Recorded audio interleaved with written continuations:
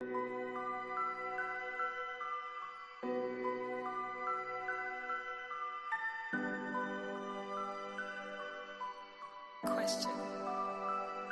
I don't know. In this lonely ass world, it's getting colder. I'm not going nowhere if I cannot take my boat there. My mind was bred a little different, yeah, from my own past. If I see heat, why the fuck would I wanna go there? Mama, I make you smiling. Mama, your little nigga came from wildin'. Mama, always got in trouble, I was shouted. Mama, now I'm staring at shit. Mama, I'm the pilot. Mama, if I want something, I'ma go get it. Mama, swim with the sharks, piranhas, and fishes. Mama, it's so hard down here, God is my witness. Mama, I know where I'm going. Mama, I'm a fan. It's hard not knowing who is really gonna be there for me. I wish you could be here to see me the day I start touring. Shit be on my mind every second when I'm not recording. I'm waking up conversating with the Lord every morning. I mistakenly took the wrong path, I had to rewind. I fumbled trying to move too fast, I had to keep trying. Growing up, I got in trouble, told myself to keep lying. So much stress be building up, swear I be needing me time.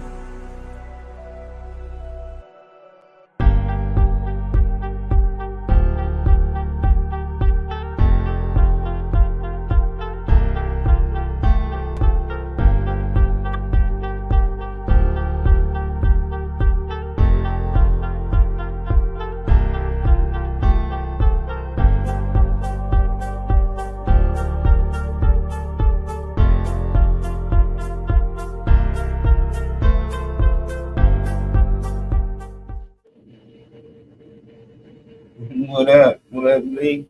What up? What up? Good morning, USA.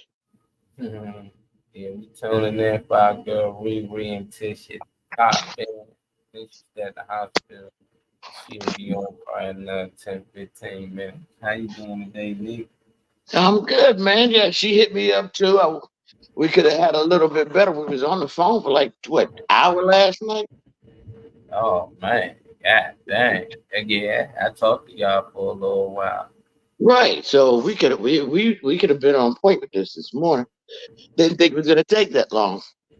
However, I know she's gonna be all right. She'll be back in about 15 minutes. Yeah.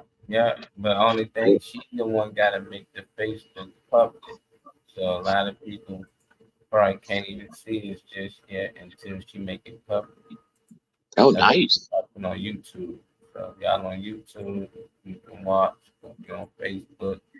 Just gotta give us a little more time. We'll pop in. Yeah, well, we gotta use. She's the guest today. Me and Molly. She's the guest today. Yeah, she's got a lot of events coming up. Well, what she got? She got a couple of events, especially that New Year's Eve one. That's the one she been pushing the most. Y'all tuning in, got a New Year's Eve party called Fireworks. That's the 31st of December. Recently will be hosting. They're gonna have music, food, drinks. What's 50-50? They got door prize. It's a raffle.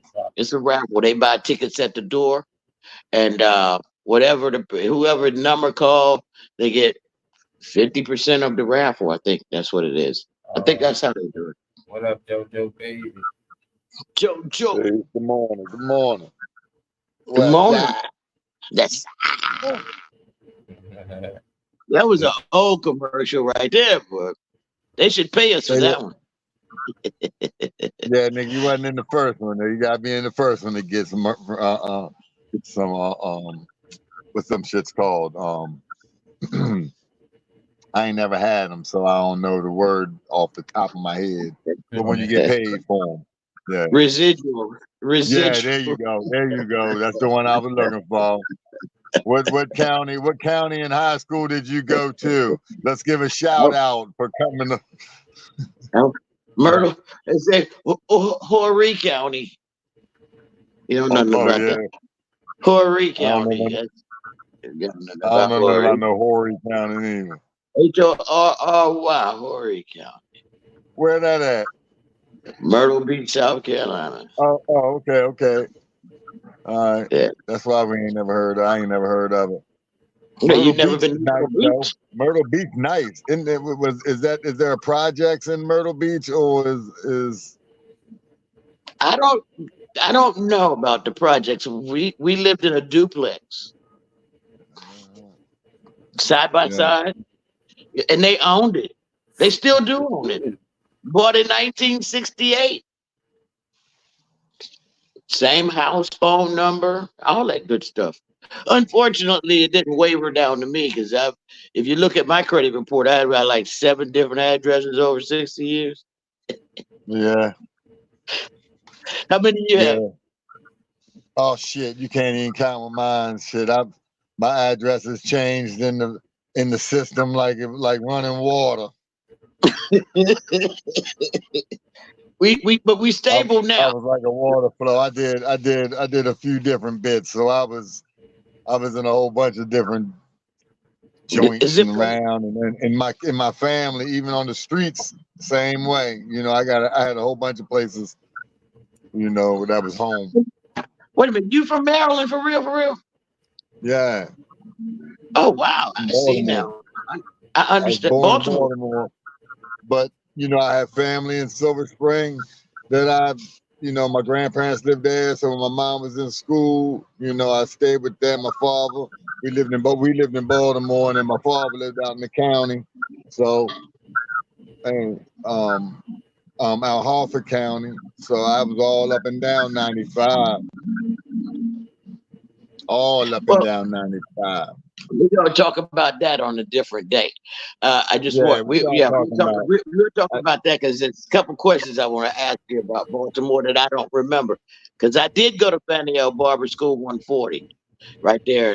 Fannie L. Barber's. I did go there. No, Mary McLeod Bethune School. You went there for how many days? Okay, go ahead and get to the question. See, Mary McLeod Bethune School 140. That was Baltimore. That was, you know, she's been endorsed in Black History now, right? Yeah, that Black History right there. Oh yeah, she's that Mary McLeod Bethune now she has been inducted as one of the leaders of education, which she was. She also has they've made her school in her name a historical school. So I went to historical elementary school.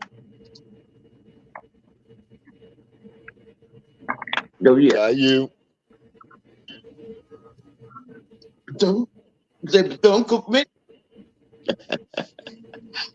But anyway, what else we got on the lineup for today? Today's Turn Up Tuesday. It's Turn Up Tuesday. Yeah, I see you. Come on, Molly, talk to us.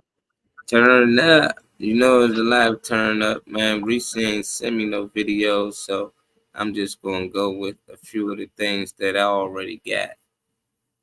There you go. Yeah, get that shit out that motherfucking what they in the carton. They don't put them in the crate no more. So you know what I mean? Dig that shit up about that recent history. Hey Molly. Yeah. What you thinking about? Did you see the video of the kid, of that child fighting the teacher? Man, yeah, I seen that joint, man. That joint had me.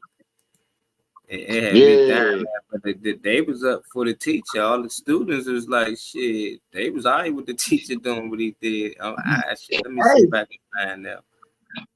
JoJo, you've seen it? I'm sure if I ain't see it, I seen one like it. You know? Yeah, I'm gonna have to find that joint. But until then, I'm gonna play this one so we both can have, you know, some opinions on it. This girl, some women probably really feel like this way too. I'm not sure, but she basically saying that her husband liking another woman's photo on Instagram is basically a public embarrassment. You know, this is what she said. Up, bro. We're gonna give our opinions on it, dog. Let me play the clip and y'all get y'all thoughts on it. Okay. When I be seeing girls with their inappropriate pictures and I be seeing their husband's names under those likes, I feel sorry for y'all wives. I feel sorry for y'all women. Girl, it is a public embarrassment. I feel like because social media is so prevalent, it's the same as if, like, I've been in stores. The other day in Sprouts. Zombies in front of me, a man is in front of him. Dude turns around and literally mouths to me, "You are fine as F." And I feel like that's the same. Yeah, he didn't know. I'm like, that's the same type of disrespect to like boldly like another wife, boldly like another husband. It's the same type of disrespect via social media. Like when you see your husband liking the same booty, the same, right there, yeah, his big old face, his big old name. I think sometimes people forget that everybody can see this. Everybody. But you think like, this is my phone, this is my account. I can like what I want. But your little head popped up on that picture, brother. Yeah, it's we see you. Even gonna cap. When I be seeing girls.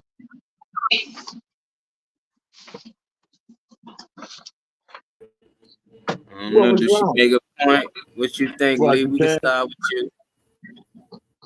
Yeah, I don't know. I mean, that's everybody got different style, but you know, I mean, if somebody likes something, they like something. That's the life it is these days. What's the problem? They put it out there. You like it. Some of it's nasty.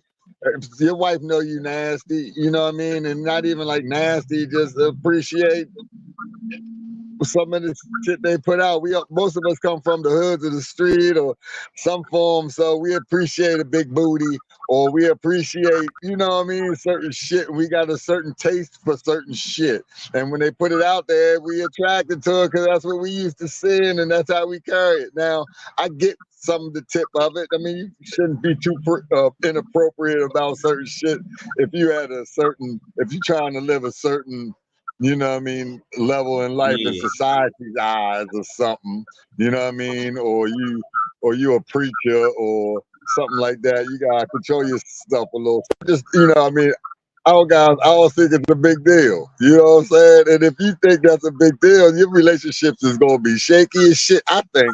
You know what I'm saying? Because you looking for all kinds of shit to fucking start dumb shit about. You know what I mean?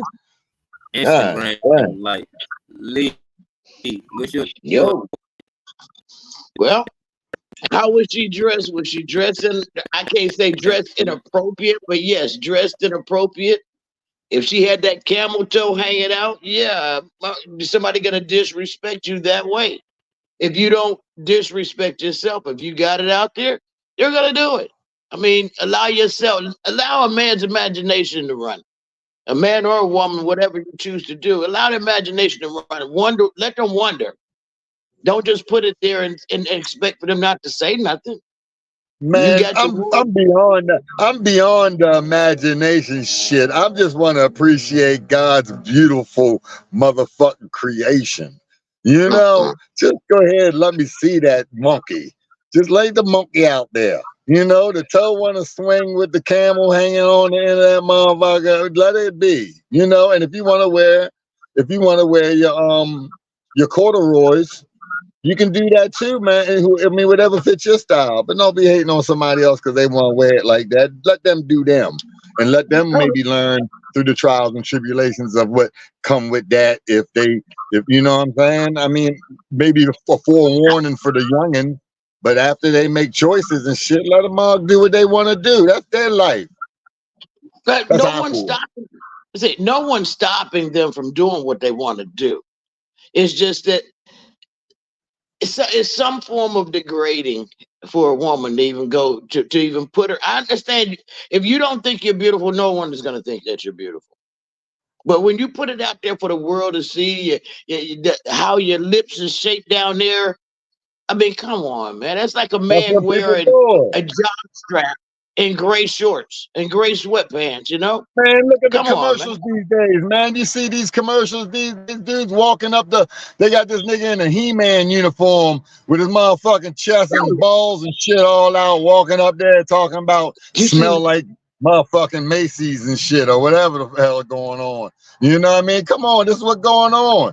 I mean, okay, back in the day when they wasn't even, they were using mannequins. They was using mannequins to show bras off.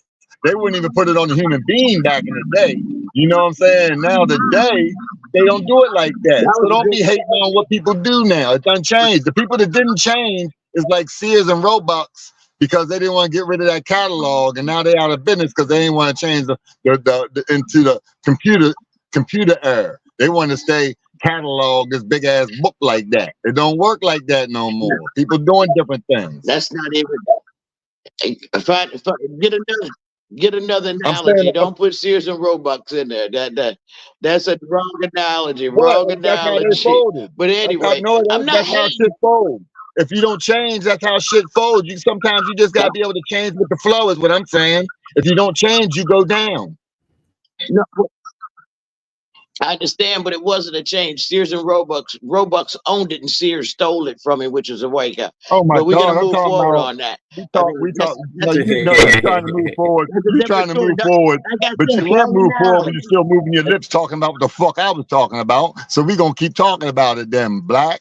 You know, shit. Jojo, I understand. You don't Sears ever want to didn't be want to. wrong. Sears I'm the didn't same want to. way. Sears didn't want to move with the times. And sure, there's some people, and there might have been a civil war and all kinds of shit on the inside. Okay, but they ain't want to roll with the times, and they got dunked on. All right, everybody else moved up. It was Roebuck that was the black guy. All It right, wasn't. okay. Well, they But was together. we don't Didn't need they go together? Jojo, When they together? Sears and Roebuck, when they together? Stop trying to split them up like your motherfucking last wife. You know what I'm saying? Yeah, she gone. Y'all was together. Y'all was together, but y'all had to split y'all shit and go down, just like they did. Nigga, you talk about my dead wife again, I'll choke your one I ain't say ponytail. your dead wife. I said your last wife. You ain't gonna choke nothing, nigga. And I'm sorry for your loss. And I'm sorry for your loss. But you know, she gone now. You know, I ain't talk about her. I just said your last wife. She gone. It's over like that one. It's over. Yeah. I'm gonna grab your ponytail now. It's Okay, done. now you trying to get sexual acts on me and shit. We ain't doing none of that. I ain't doing none of that. It won't be. We ain't gonna do none of that. Well, I said if you think you a dude when we see each other and you want to rumble, then we can rumble, swing on me, hit me in my mouth or something. I give you that. I give you that. Hit me in my mouth. You know, I did not say I was gonna hit you in your mouth. But if you want me to put it in your mouth, I will. Now. Oh shit! You ain't got nothing, nigga. What, your pussy? I don't want your dirty, funky ass pussy in my mouth, nigga. You always got my dick in your mouth. Why? You got a pussy, yo. You Stop have a arguing, pussy. stop them from arguing. Get back to the Turn topic up, of the show. turn up, and tell the truth, Tuesday. Reese, y'all stop arguing on the show, man, and get back to the topic. You gotta say this is good entertainment. This is some good entertainment, Molly. All right, go ahead. Let's get on to this teacher fight that you was talking about, Lee. I just found the video. We're gonna get the teacher's thoughts on it, because for some reason these students feel like shit, the teacher was in the right. They want him to come back, they want him to get his job, they got a GoFundMe for him. So hey, was it a bully or something? I guess he must have been a bully. This was in California. This is a student in California. Here go the brawl. Before a brawl breaks out between a teacher This and ain't pupil. the one, I don't think. No, This 14-year-old repeatedly calling his African-American teacher a racial slur. Bro, send it to bro. You're right here, bro. Everybody watch what's up. Hurling a basketball at the teacher. According to students, the confrontation sparked by an alleged dress code violation. After asking the student to leave the class, the teacher, Marston Riley, eventually snaps. I'm telling you, right? Pulling the student to the floor, pummeling it with repeated blows to the head. Riley arrested, the student sent to the hospital. The community of Maywood, California now split on who's to blame. I just want to know if he's okay. If he's okay? Yeah. You're concerned about Mr. Riley? Yes. How about the student? The student, I don't really care about him. And nearly all the students we talked to sided with Mr. Riley. All the racial slurs of that kid, that kid was just being very disrespectful. He's really calm and he really respects his students and he cares about his students a lot. Said she was in the class that day. Do you blame Mr. Riley? No. Not at all? No, not at all. And that raised almost $200,000 to help pay for his legal fees. Riley says he's speaking out now because he wants people to know what kind of abuse teachers everywhere endure. The sad part about it is it's like teachers are being treated like that every day. Moments just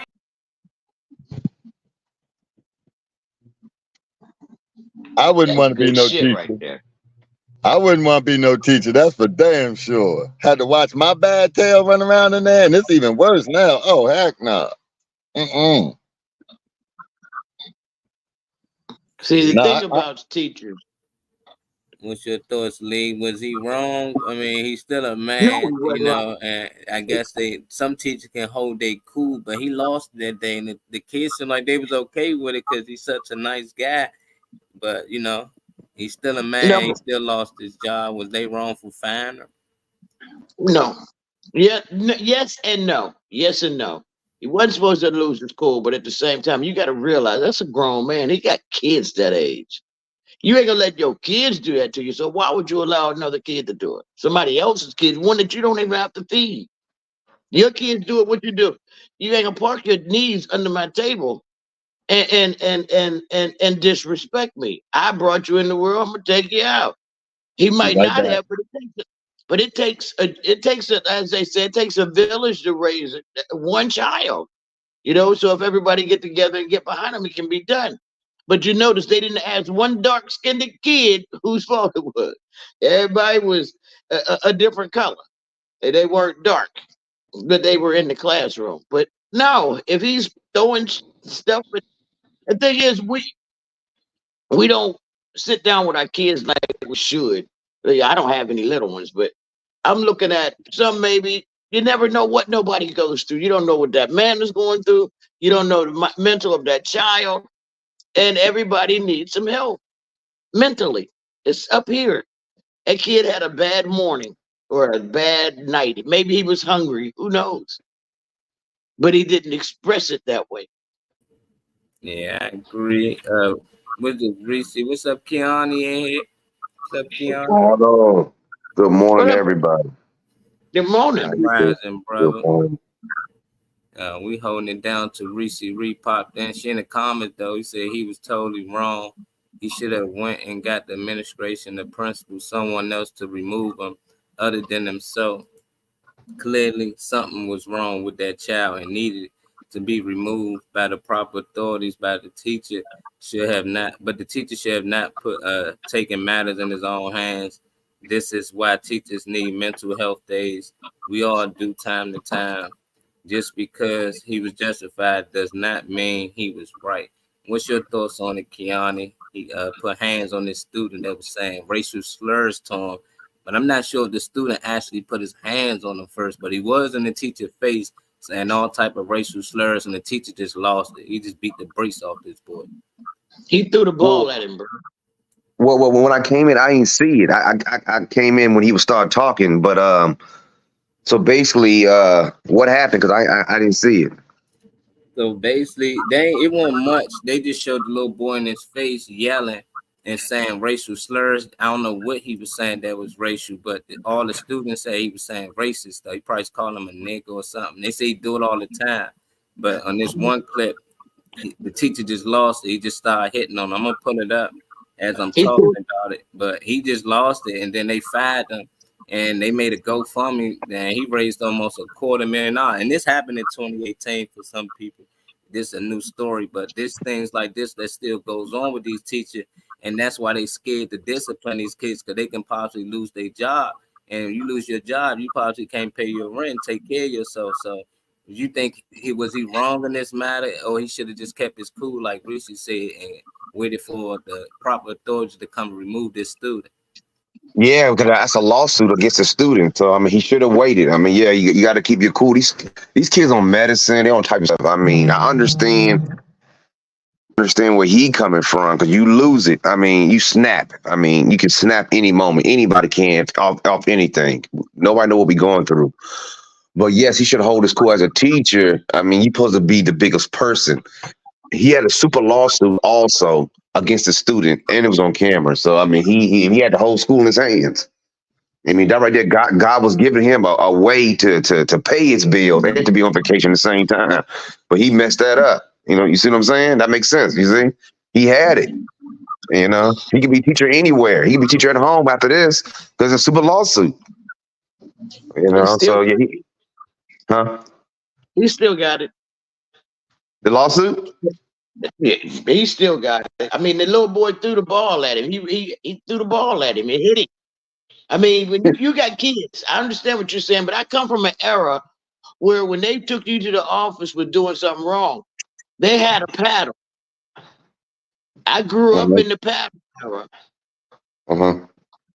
So it wasn't wrong. I just wasn't taking no paddle. Like I told them, just because somebody could have lied on you and you got a paddle for no reason. This right here, That's true. so this right here was visual. It was right there. He called him a few N-words, threw a ball at him. And like I was saying, that we don't know what each other's day pertains in each other's day. Could have woke up on the wrong side of the bed, both of them. Kid could have been hungry, but we don't express ourselves very well. Yeah, this a tough one. I just feel like, what would you do, Lee, if this was your child? If your child was in school and had an altercation with the teacher and the teacher put his hands on him. Because there's a lot of bad kids out here, especially at that age, middle school, early high school years, and they act out. So I wouldn't want a teacher actually put his hands on my child. Would want them to call me. And even though they was being recorded at the time, and the kid did throw the ball, but initially he got into that kid's face and had conversation with him afterwards, and then popped off. Like he just snuck him. He didn't even know it was coming, but it was still a child. You gotta remember this a child. You gotta remember where you at. It's police officers that probably want to react a certain way, but they know they can't because of the badge they got. It's doctors probably want to respond a certain way at certain patients, but they can't because of the job title they got. So we got to remember he still had a job. His job was to teach them kids, so I think he was wrong. At the same time, I still think he's a good guy outside of the job and probably on the job, but for that day, he just lost it, and this the consequences come with it. All it takes is 5 seconds and you can lose your life or, lose your freedom. And these was one of them things though. But what would you do in this situation if it was your child, Lee? Well, number one, I wouldn't want to press charges, make them not go to jail and nothing. But I'm glad your name is Lee. Like, consequences and stuff like that. So, I as far as him getting his job back and all that, that's very doubtful. You know what I mean? But as far as him going through what he go through every day, and as a teacher, and what that shit's like, I can, you know what I mean? Unless you're in a very, very good district somewhere, it's rough, So, or a private school or something like that, it's cool, being a teacher. But if you're doing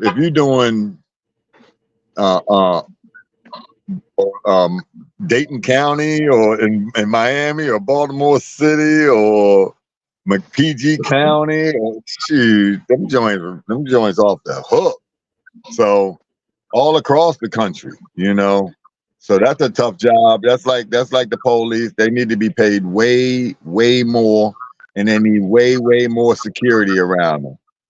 And they would respect the jobs a lot more, and they wouldn't be all that corruption if the police was making a lot of money and we took care of the people that take care of us, like the teachers and the ER, the ER people or the emergency response people and all those type folks. We took care of them.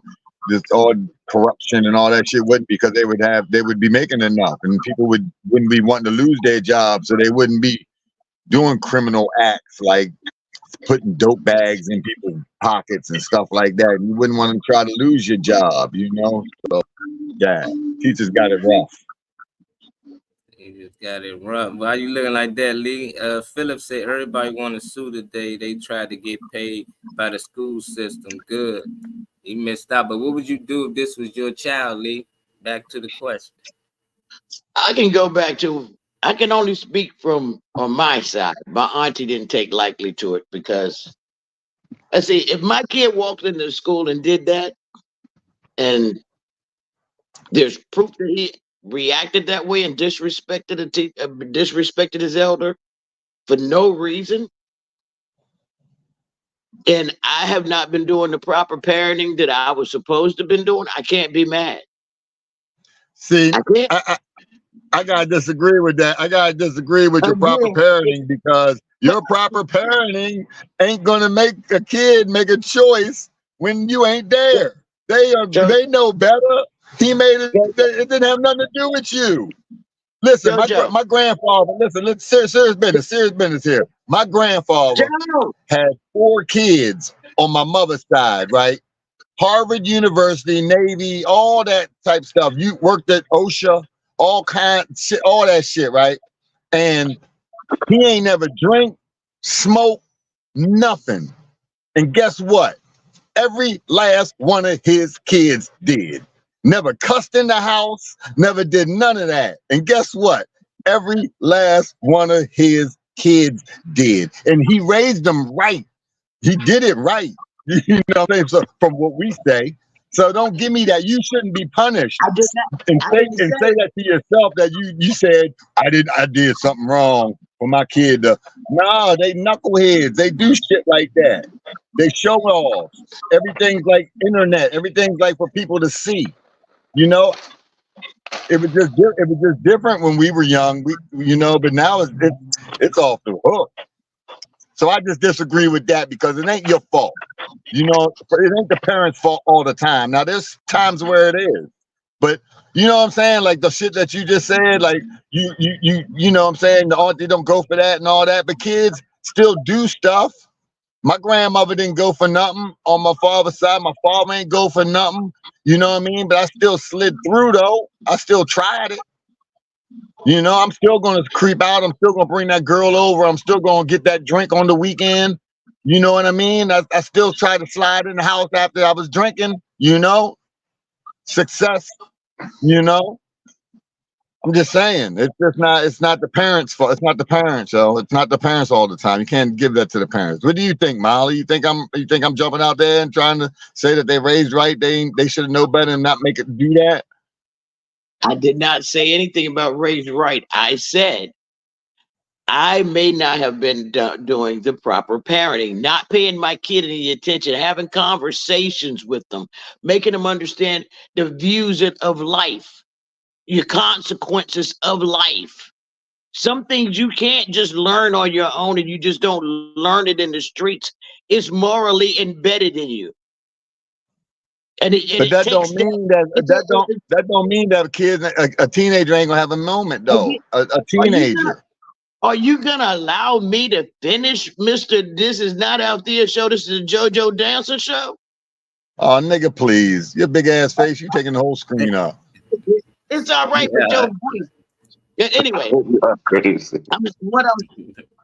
what I'm saying is, you know, everybody needs to be held accountable for this, not just the teacher. It's the parenting start at home. I mean, logic start at home. I mean, I understand what you're saying, what you did. It's not about how they raised you right. It's about your communication skills with your children. I can say some stuff to my kid. I can say some stuff to my kid right now. And you know what she'll tell me? Oh, and you know you ain't got to ask me nothing like that. Even though I was not around all the time.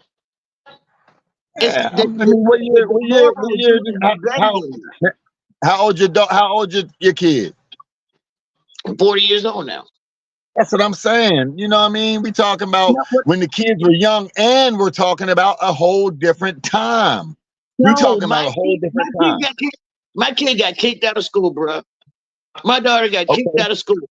This girl got a big ass B on her forehead with barf on it because somebody was messing with her. And a teacher went against her. They was trying to stop some shit from happening and end up being larger than what it was. So what I'm saying is, you don't know what your kid allowed to do, but at the same time, but if you sat there and you took the time and talked to your child, you don't have that. You should not have that problem. You'll know if your kid is angry that morning when he left. All right. Okay.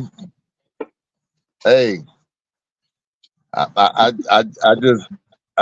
beg to disagree.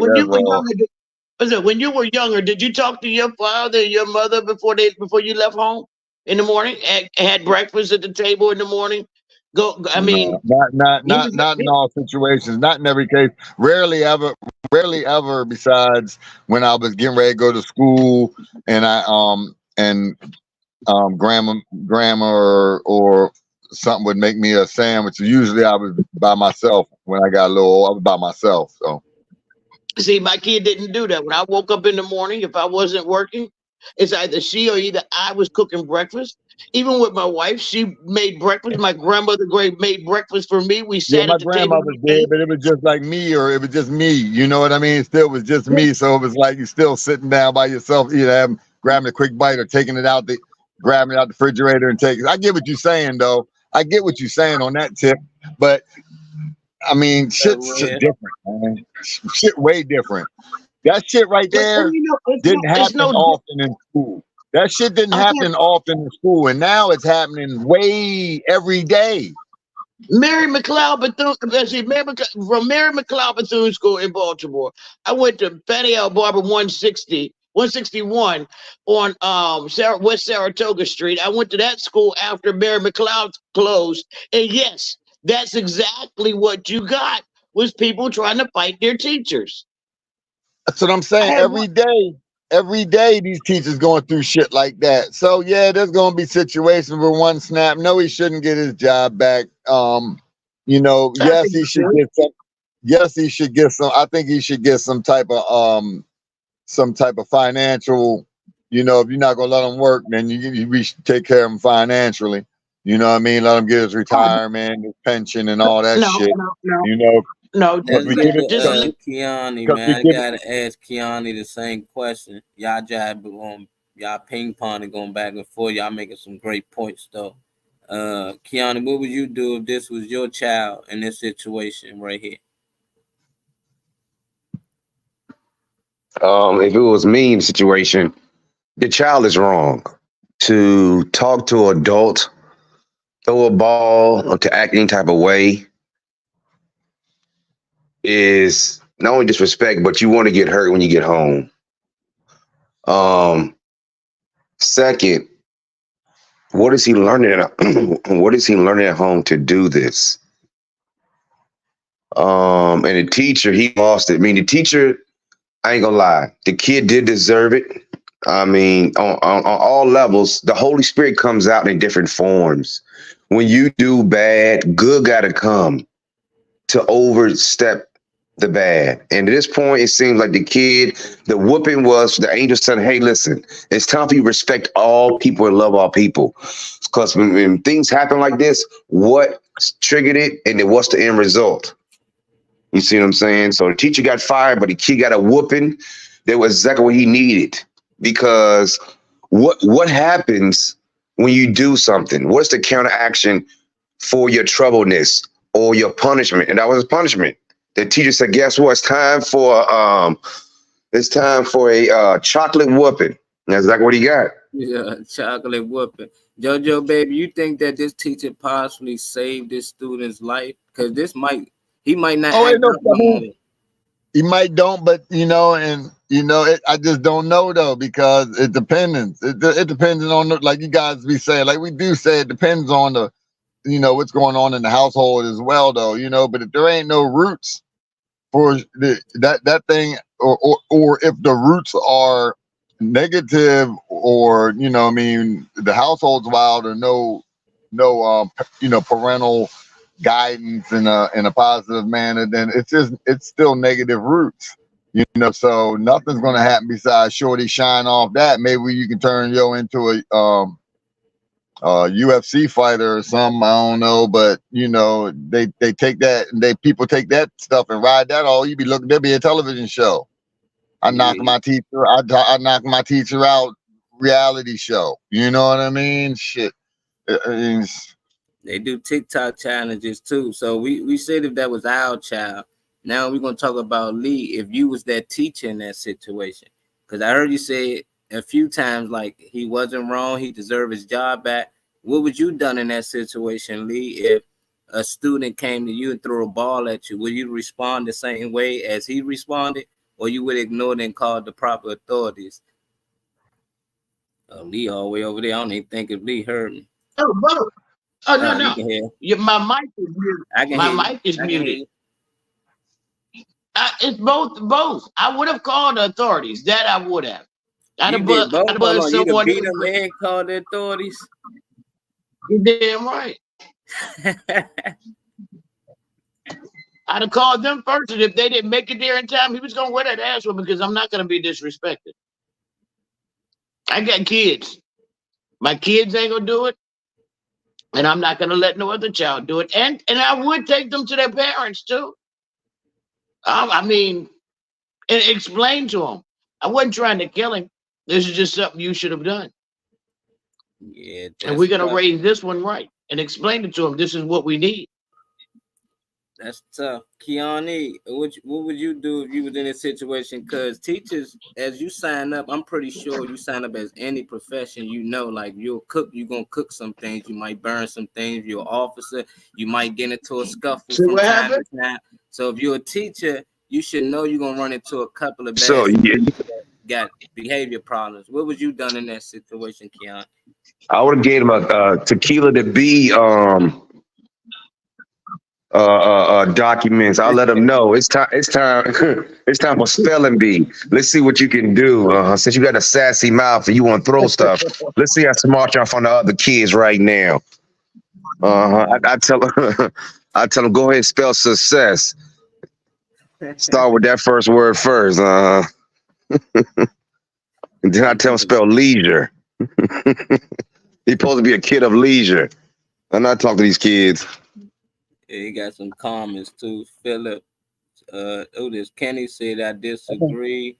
No, I say teachers should get paid more than police officers. Teachers prepare leaders like officers. Oh, you saying that teachers shouldn't get paid more money?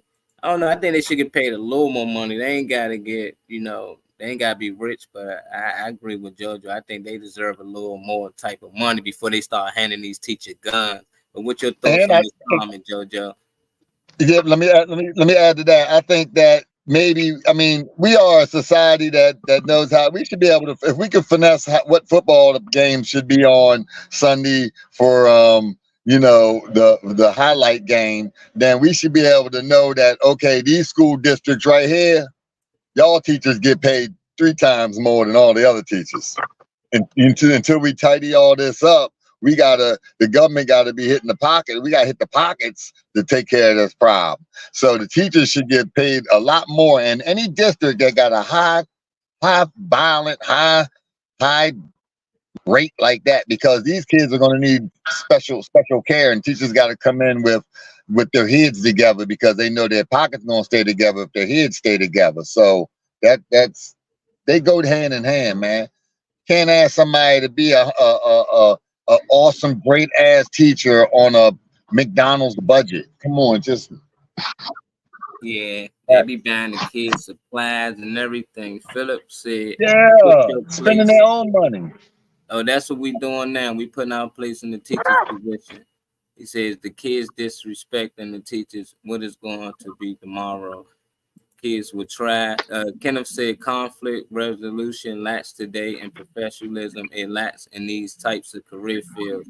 You right, Kenneth. You right, man. I don't know what the teachers should do, but they talking about giving these teachers guns to protect them from, like, if a mass shooter come into the school. But imagine if this teacher had a gun at this time and he lost it.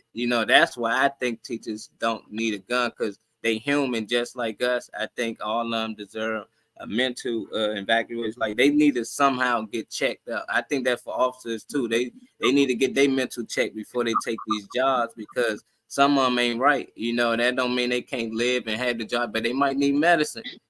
So if an incident happened, they don't lose it like he lost it today, and they might lost a great teacher, but at the same time, that student get to come back to school.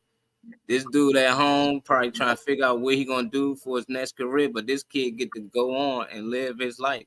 So it just got to be. I think these teachers should think before they respond, and some of these students should step up and stop. Actuality for them. If you like that teacher, make sure he keep his job. Teachers are responsible for the future. What our kids work, pay them more. They will pay them. Hey, Molly. Molly. Yeah. What they could do, he could just go ahead and he could do the police policy, resign and go to a different district before they fire him. I ain't think of that. That's what the police do. That's what the police do. They just resign and go to a different district. Huh? They do, but they budget's mostly the same. Like JoJo said, depend on the district you teaching at, depend on your salary, and that's crazy because I know like people that's coaching high school here in the area, they get paid peanuts, and there's people who coaching like the master, they getting like $60,000 a year. It's like how's that's crazy? They both doing the same job, so it's teachers out here that's getting paid good money. You know, they do the same things, and then it's got teachers out here that's barely making it back. Different funding, man. The funding, man. You know. Yeah, that's tough. We got another clip. Rishi said she'd be here in another 15 minutes. I'm gonna share this clip, and y'all give us y'all thoughts in the comments. This guy just basically saying how he think kids should be raised today. You know, because it's a different era, like JoJo said. Raising a kid, there are 4 seasons. 0 to 5, that's where you're just teaching them discipline. 5 all the way over to about 12, that's where you're training them. 12 to 18, that's where you're coaching them. 18 and over, that's where you're their friend.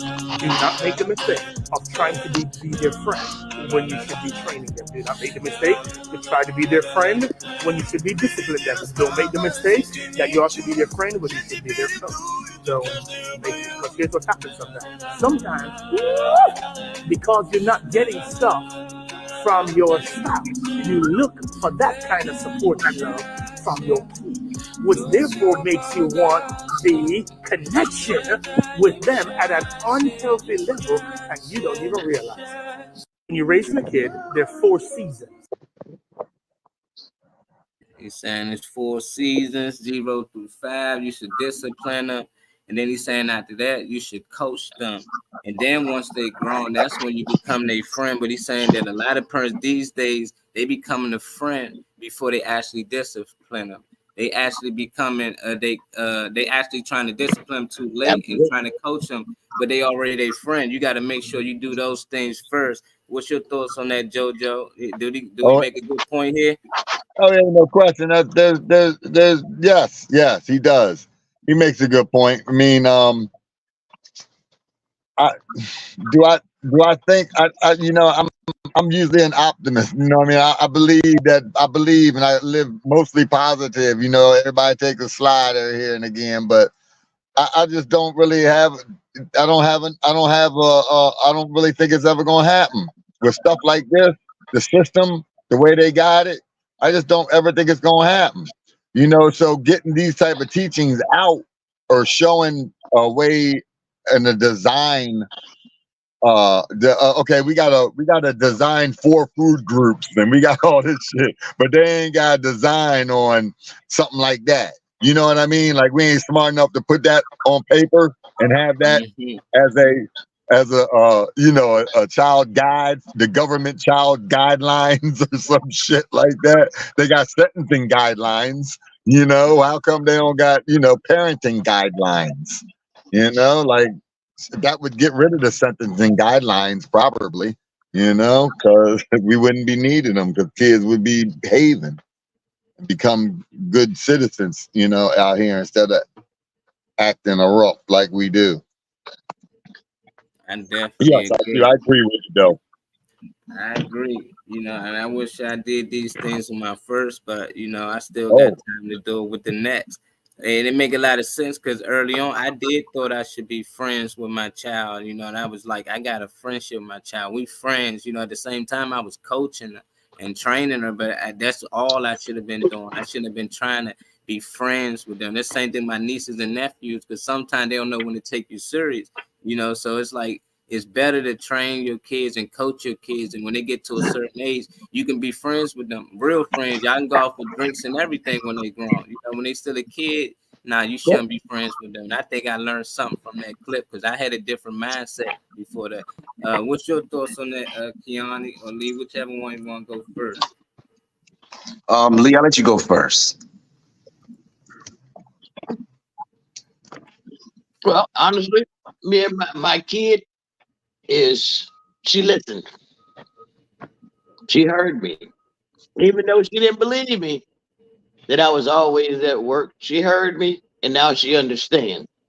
See, the thing is, you coach them, you teach them, you coach them, and that's basically what you can do. I mean, but you have that conversation with them that build morals. I mean, sometimes it's instilled in them, sometimes, and you have to coach up on the rest of the morals or your standard. You know, a kid don't just wake up in the morning and say, I want to open floor plan house. You have to show it to them. Give them something to dream for.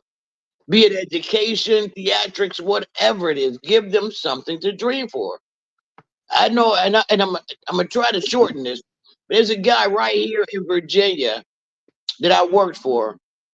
His family wasn't a very wealthy family, but his dad worked on the garbage truck and he found a microscope in the trash. He didn't have nothing for his son for school. I mean, for Christmas. He gave him a microscope. Young man went off to school, college, everything else. Guess what, this man? He has a building in Sterling right now. The same microscope, and 8 years later in college, not sure what he's gonna do. It goes back to that damn microscope, and his the lens that he made for a microscope is sitting in the Smithsonian. It went to the moon. He got the funding, built the lens, and sent it to damn moon and brought it back. I mean, you got to do something with your child to make them think differently. That's what I think. And some lot of good points too. Definitely, he done changed the microscope. Like that's big, you know. And his father did aspire him to do those things, and I'm with that. You know, I think you should program your kids with good skills and good mindset. Because if you don't, they gonna pick it up from somewhere. So you got to fill that space out with something. What's your thoughts on that, Kiani? What you think about kids being friends with their parents before they actually coach them or discipline, or did that something you did with your child? Yes. Me and my child very close. One thing was discipline was important, like more time out and talking to him, get on one knee. So guess what? What are you thinking, Malachi? Don't do this, don't do that. And that was important. And not only that, but I let him know older that you can get a ninja kick if you don't listen. And we on one accord. Talk to me. I never say you talking back. Always and talk to me, you know. And communication always been great.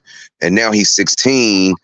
He still knows, you know, you can get a chop to the neck any moment if his disrespect come in. And disrespect come in if he try to hit me, or you know, we just, you know, something that's super disrespect. But we never went there. He only got maybe 3 spankings.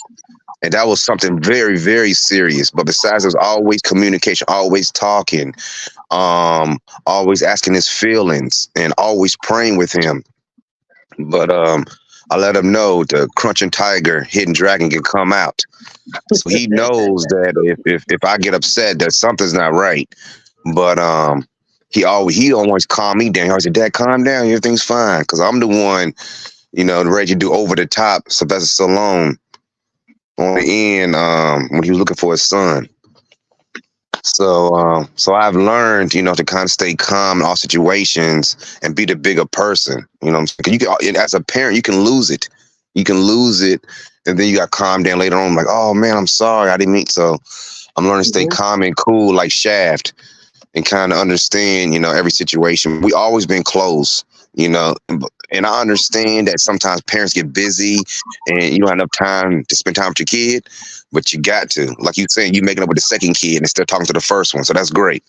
You got to, man. That's big too. That's good that you did those things, and he gonna start those things into his kids, and it's just gonna start a trend, you know. And that's the thing. We gotta break them cycles. You know, we got a lot of parents out there.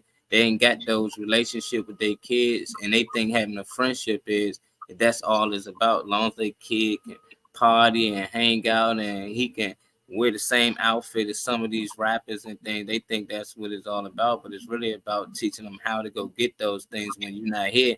Because I look at it like at the end of the day, you raising the child that's going to eventually take care of you. the cycle going to change. You're going to get old and you're going to end up in a pamper and going to have to be changed. So that you raise the kids right, because this kids about helping their parents, and then when they get in them states, they be like, I don't even talk to my father, I don't talk to my mother because of this, because of that, and it's always something small because you spoil them, you befriend them too early, you know, so they don't understand when you telling them no, when you trying to discipline them because they grown. That's when they get to that age, they say, I'm grown, you can't tell me what to do. Oh, I'm 20 such and such, or I'm 30 such and such, because now you're trying to discipline them too late. And before that clip, I didn't never understood that when I seen that from a lot of people, and I see it now, you know, because their parents friended them too early, and now they trying to discipline them too late, you know. So I don't know, Lee. What can we do to change this for people that's outside of the family? Because this kid is not our kid, but our kids gonna be going to school with them. Our grandkids gonna be going to school with kids that's like this. What do we tell our kid to avoid situations like this? They got to pray with you. Got to pray. They got to pray with themselves, and they got to love themselves. When you love yourself and you pray with yourself, only great outcome and only great people can be around. Because sometimes, you know, I be hanging around crazy people. I'm like, hold on a minute. I love myself. I respect myself. And then, you know, they kind of disappear. So now I'm learning now how to cut the bad people off. So I'm teaching Malachi, man, if you pray and say, I only want to hang around people who are for God and who are for me, well, that's all you're going to become. It's all, you know what I'm saying? Do you look at the sign and say, John Ray want to rob the liquor store every 3 or 4 months. We can't hang around looking, you know what I'm saying, John Ray. So now stuff I'm noticing, you know what I'm saying, stuff you see and stuff, you know, you're like, oh, you know, such and such, you know, and such always drinking 4 o'clock in the morning, riding around. I can't ride with him, you know what I'm saying? So stuff that you see, you know, so. Open his eyes to it. I get it. You do the same, Lee, for yours. You know, just you can see her friends, which ones the bad ones. Cause my parents used to do that. I don't want you hanging around him, but most times I'm like, nah, he ain't like that for real. You know how you is when you're young. What you do in that situation, Lee, for your kids to avoid these situations? Well, that did go along. That did play a part in my kids' upcoming. Her growing, and she asked me to trust her. I know right from wrong, and that's what I allowed her to do. Seriously, she said, "I'm not going to get in any trouble. I know better." And sometimes you have to sit down and talk to your kids and let them know. But on that same note, there's 3 young people together. One is being a mockery and a mischief, but those other 2 can bring that one back, and they all 3 can be successful doing the same thing. There's a movie called The Proud that just did this. There's a couple movies out there where 3 young men made each other and still friends till the day that they died. I mean, you just have to be going to say. I mean, it's a task trying to predict your child's future. You know, it's a task. All you can do is hope for the best, because we don't know what we're gonna bring out. We don't. We bring out a president or an inmate. We don't know what their future lies. But at the same time, sometimes they get sent to jail for no reason. Yeah. So we don't know. All we can do is prepare them for the future. We must prepare. So they can be not birds. You know how birds do it. Well, the biggest thing that I noticed is the parenting part come in is teaching them how to manage their self, how they love themselves, how they clean up, how to maneuver through the world. But then the friend part come in is showing them how to be friends with other people. Like don't disrespect your friends, don't be lying to your friends, know how to share. Know how to talk to them, know how to listen. Because sometimes people just be venting. So just to listen when people are venting, to let them have an outlet for you to talk to, you know. So I'm teaching them how to be friends. You know, people think being friends is just hanging out, smoking and drinking and stuff. No, going to the club. No, the friendship is teaching them how to be friends with other people. You know what I'm saying? How to talk to Rachel, Johnny, Eleanor, you know. So that's the whole point, you know. So people get the wrong idea. So I tell the people because they don't know. They don't know. You know, my dad, he like I said, he a good person, but he don't act like a real dad. And for me, I teach myself to be a great parent, and I look to God as my parent. He just my earthly parent, but God is my parent. So I go to God for things instead of going to him. You know, and that's sad to say, but I look at things at a positivity. You know, people say, I don't got no dad. Well, I'm like, well, you better go to God because God, my parent. This is just my earthly parent. When he died, what I'm supposed to go to? So I go to God. You know what I'm saying? So I learned that. So that's what people don't understand. Like, well, I don't know what to do. Well, did you pray today? And also, what prayer did you say? You know what I'm saying? People say, oh, I prayed. But what did you say in the prayer? That's why I ask them. I'm going to start charging people. I'm like, you ain't say the right stuff. The people praying, but are you saying the right stuff in the prayer? You see what I'm saying? So that's another thing, too. Yeah, because guess what? Watch the way you move. I see people praying like in relationships. I see people praying for the other spouse, but the spouse already cheating, doing the most, and don't even care about them. So how you praying for somebody who don't even care about you? So you either look between the lines when God's showing you the person ain't no good. So you see what I'm saying? That's what I'm talking about, that prayer stuff. You know, what you praying for? How you praying? You know? Some people pray. That's something you have to ask Al Green. He praying right now. Yeah, some people pray and wait. You know, that's why I tell people pray without action ain't nothing. You know, and they be like, God, he ain't listening to me. You know, nah, he listening. But he waiting for you to move them feet. He gave you them arms. He gave you that mind that he gave you. So, you know, you right with that. You know, you teach these kids prayer and they learn how to put that action behind it. A lot of great things can happen. You know, but a lot of people, they look for help. They look for human help. They looking for flesh. They looking for the president, the mayor, the council member. They looking for all these people to help them, and they just sitting back. And it's like prayer, you know. It ain't nothing gonna happen because you got to actually get out here and make things happen. You know, you can speak on it as well. You can pray on it as well, but you still got to get out there. And I think these kids today, they starting to catch on to that. These kids, they're a lot smarter, but at the same time, the kids that's dumb, they're a lot dumber. You know, so we get a lot enlightened kids out here, but at the same time, we get a lot more dangerous kids. They stealing cars and shooting each other at 10, 11 years old when that wasn't normal when I was growing up. And I'm only 35 right now. So it's like, damn, like time is really changing.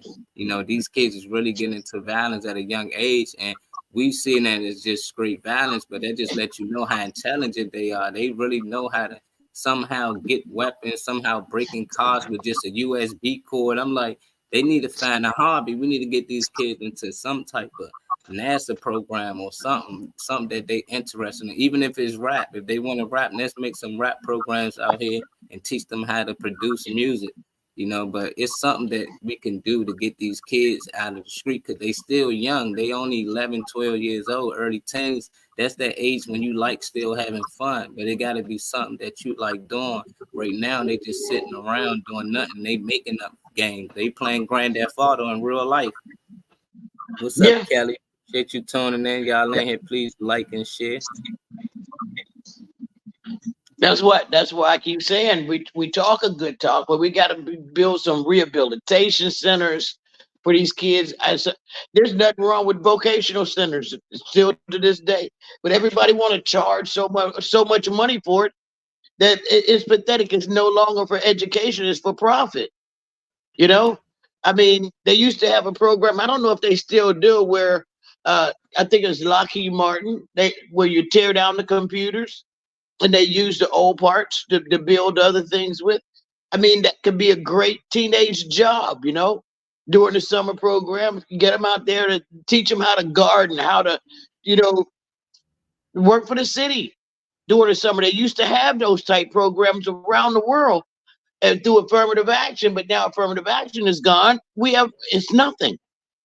I mean, Clarence Thomas, he done went up the damn to the top of the ladder, and he got the ladder up there with him. What's gonna happen? Yeah, they did have more trades and things like that, but now they do charge for those things because they started to notice a lot of people was dropping out of school early and just taking on the trade or just taking on the job within that trade at the same time. So kids was more on money and actually school. And it made sense. It still makes sense to me today. But I think that's why they took those programs out of school. But like the program that I work for, Reese was just down there, and she's gonna be a hall monitor. But it's kids down. We got like 60 kids down there. They actually get paid from the age 13 to 17. They get paid to come learn how to shoot film, learn how to be an actor, learn how to put on plays, performances, learn how to do stage play. They learn how to shoot movies, and they getting paid to come to learn these things. And the more kids we get involved, the better. But I see the change. I see some of these kids that if they wasn't down here with us, I know where they'd be at. So I just feel like we get more programs out here that's for girls. It can be for makeup, nail tech, hair tech, all the things that you see these girls doing today. We can teach these kids at a younger age because that's who they influence. They influenced by the Cardi B's and the Kim Kardashian. So let's teach these girls how to make their own makeup line, how to start doing their own things, and they'd be involved. I'm telling you, because these kids, they coming by the dozen. We couldn't even get 20 more kids that's trying to join the program. We couldn't let in because we ain't got enough teachers. That's why we went out to Reese, and we even asked you, Lee, to come out and help us out with these kids because we need more teachers because we get more kids. And I just think like it's possible to really put at least a dent into what's going on out here in the streets, definitely with the violence here in DC area. So y'all got kids and y'all watching, and y'all a parent out here, y'all got some free time, we get paid as well. It ain't just out here volunteering. We get actually paid to go out here and teach the kids. So the kids get paid, the teachers get paid. It's a win-win. And at the end of the day, we building future leaders. These kids gonna be producers. Some of the kids who graduated, they come back and teach. Some of them go to college and hire us, or they actually fund the program. So it's like we just building on something. I think that we get more kids saying we can make things happen. What you think, Kiani? Yeah, most definitely. Most definitely. I mean, listen, I don't mind being a teacher, but I'd rather be doing something else, like I don't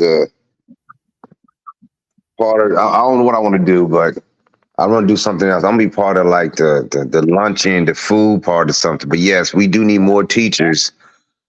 And not only that, but what are we teaching? That's the part that kind of scares me. Yeah. That is like, what are we really learning? I'm sorry, not us. What are they really learning? That scares me. So yes, I want to be part of, I guess, the food part. Cooking, showing, how to cook, how to eat, because some people don't know how to eat either. They don't know how to eat, man. I'm like, what did you eat today? They ate some chips, You're right, and that's why we get bags of chips, sandwiches for the kids, and that'd be good, to bring that type of nurturing to them. It might be some future chefs in there that we don't know about. That's something we can open our eyes to, because I never even thought about that. I be encouraging the kids that, I'm vegan, to eat some of the vegan things that I got, but we just mostly order pieces. So I'm talk to them, because that is something big to bring to the program. And Philip asked, was we at Coolidge? Nah, I actually went to Coolidge, but we're in Southeast DC, MLK, over here by the Big Chair, 2300 Martin Luther King Avenue, Salvation Army building. We got like a whole. I'll be over that way. Yeah, I'll be over that way.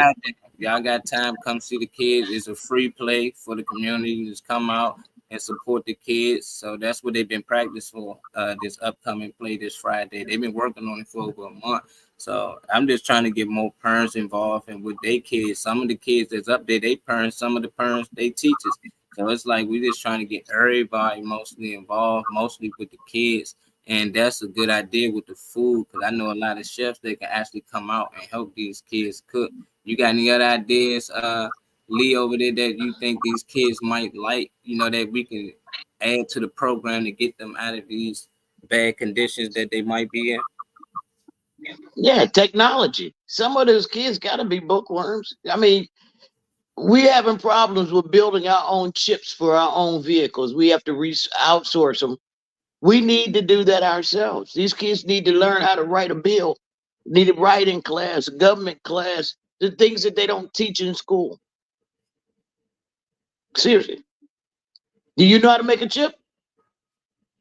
Nope. You said a The chip? same chip that go, yeah, the same little the same little gold or either silver chip that's on your credit card, the same little chips that goes into a car or brain that goes into a car. They need to learn how to make that type stuff on frequency. Yeah, that'd be big. I don't know nobody. You know, I never even seen that often in school when I was in school.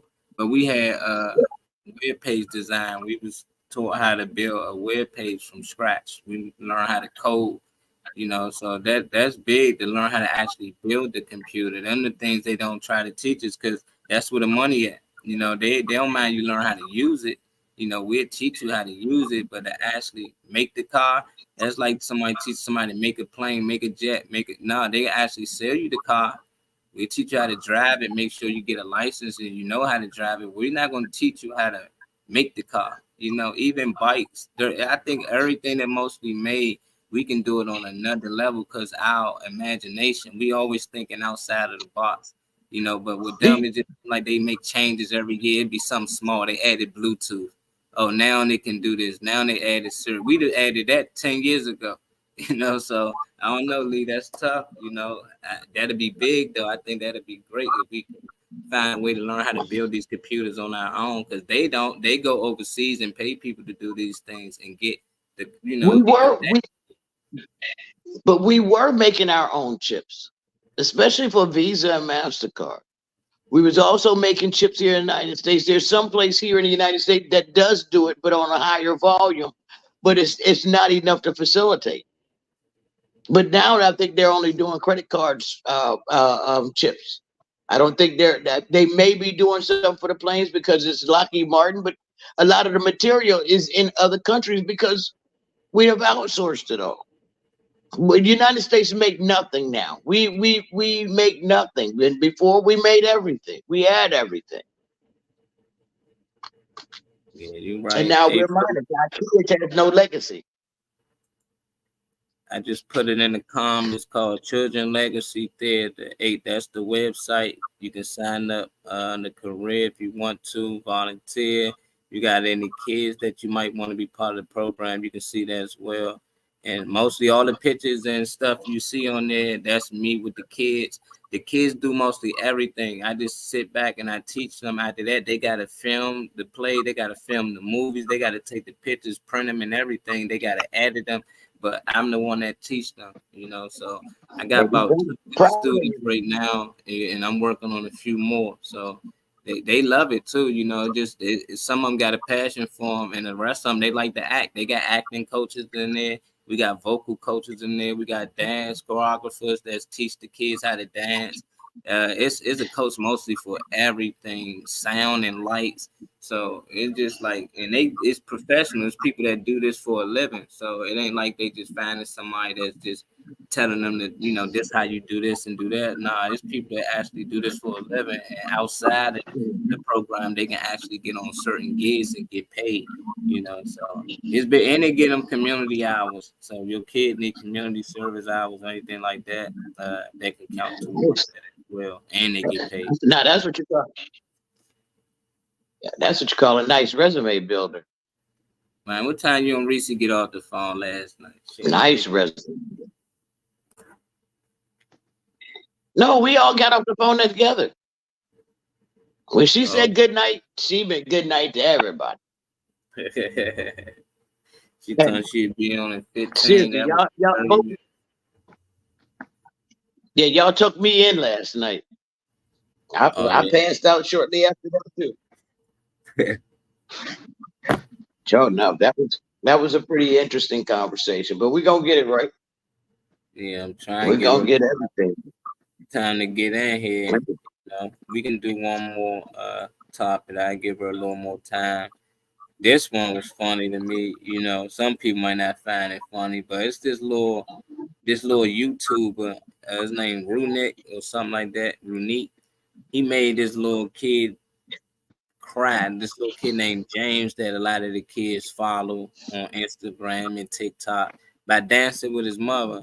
And, you know, a lot of kids you might, you know, laugh at, but you see your mom twerking on the video, But imagine seeing your mom twerk on somebody that you're a fan of. Oh You know, yeah. he a fan of this guy, and he was really upset at the fact that his mother was actually dancing with him. And is it right here? You know, is this certain things that you just think moms shouldn't do?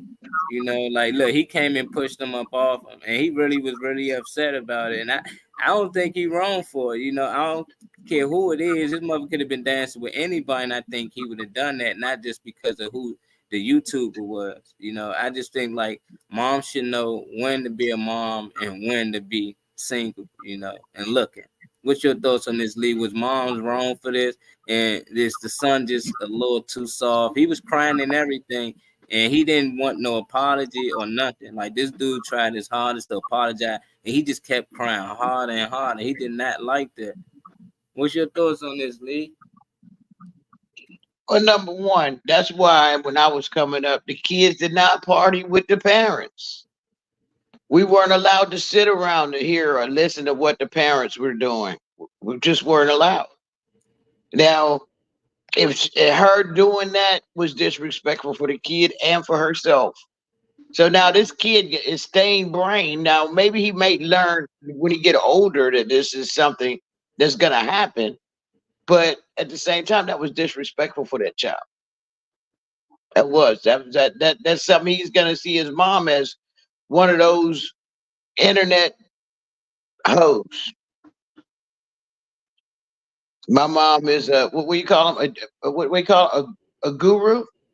Yeah, a guru. I don't know, man. What they call him, but even when he crying, she right there dancing.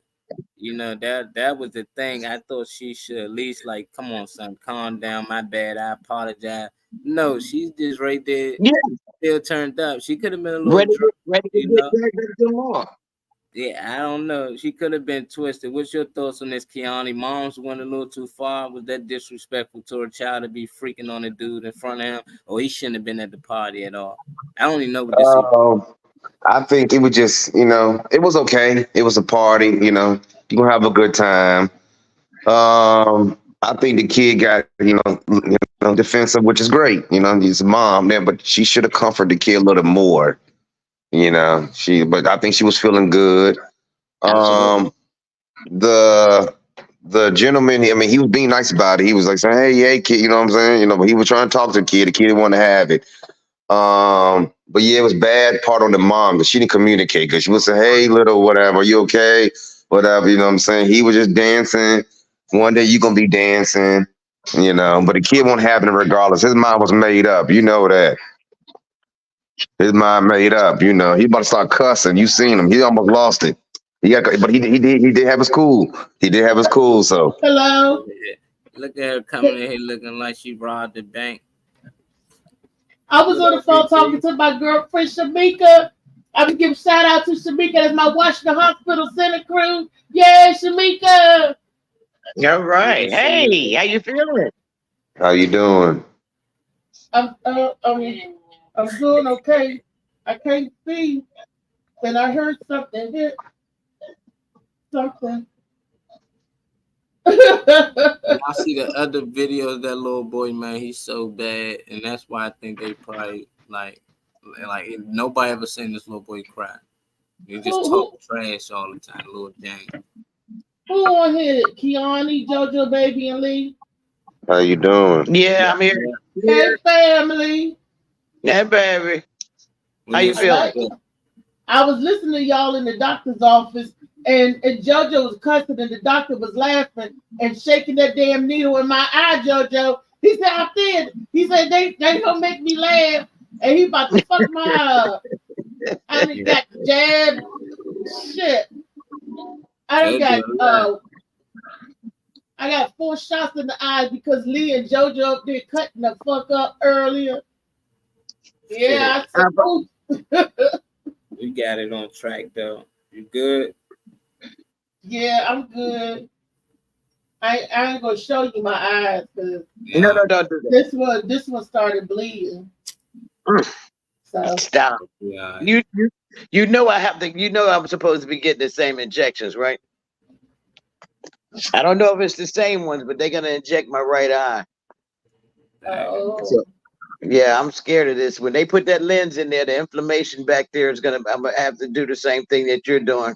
Don't know for how long either until they can get that information down. They fucked my eye up, bro. They fucked it up. Turn up Tuesdays. Yeah. The doctors that messed us up, but thank God for the doctors who helping us get ourselves together. Because let me tell y'all something, people out there. I would rather have the needles in my day over losing my sight.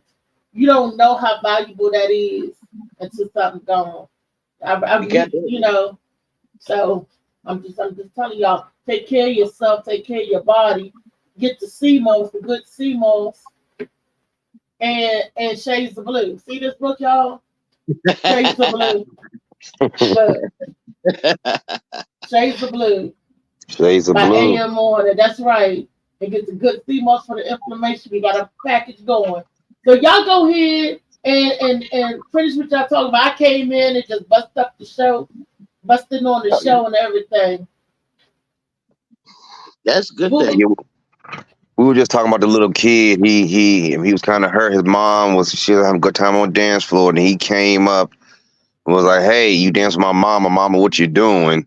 But it was good for her to dance. She seemed like she had no man. She was dancing like she'd been singing about 10 to 15, 20 years. The way she was dancing. She backed that thing up on it. It's okay to dance. We got mothers need a life too. How you think the kids got but you don't. Yeah, but you don't do it in front of your child. You don't be doing that type of stuff.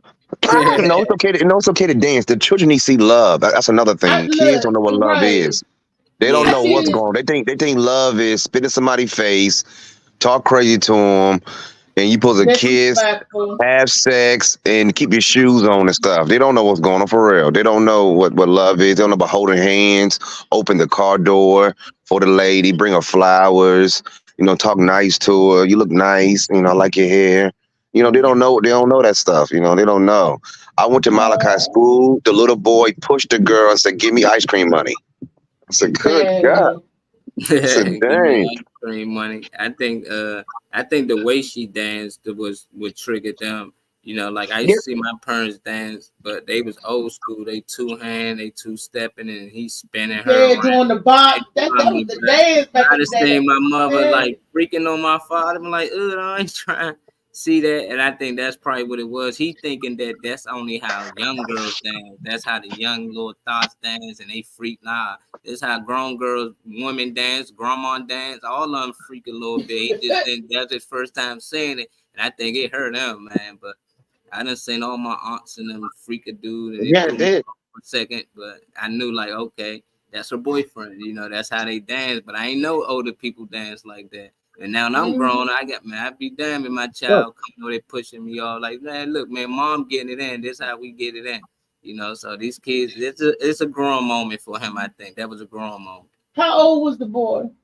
Lil James, about 10, 11, yeah, about. Lil James. Oh, that little James, little fat James. Yeah. No more. Look, crybaby. But he old enough to know better because he know how his sister got there. The little James, that's on life, mama. That's on everything. I put that on everything. On everything. That little James. He was talking to his girl. He didn't see it. He didn't see his mom being that on everything like that. His mom is nice looking. She's still young. So his look, like I said, Tyree saw me dead. He saw me percolating and everything. My son be like, "Get him on, get it." It's time for the percolating. It's time for the percolating. But were you percolating on some man? No. Exactly. Because the man wasn't around. See, I could if I was freaking and work the walls and shaking my thing, and if my son saw me dancing with a man at 12, now when he was 4 or 5, my own cousins couldn't even hug me. He didn't want no man around me. He didn't want nobody to touch his mama. But little James is 12 fucking years old. That nigga done been here before. Them kids, I done seen them little 10, 12-year-old. They growing as I don't know what. So for little James to act like that part is scripted. That he's a media said that part is scripted. He ain't tripping about his mom and daddy dancing. He ain't tripping about none of that. All he's gonna do is stand at the door, eat oodles and noodles, and be like, "Mama, what you doing?"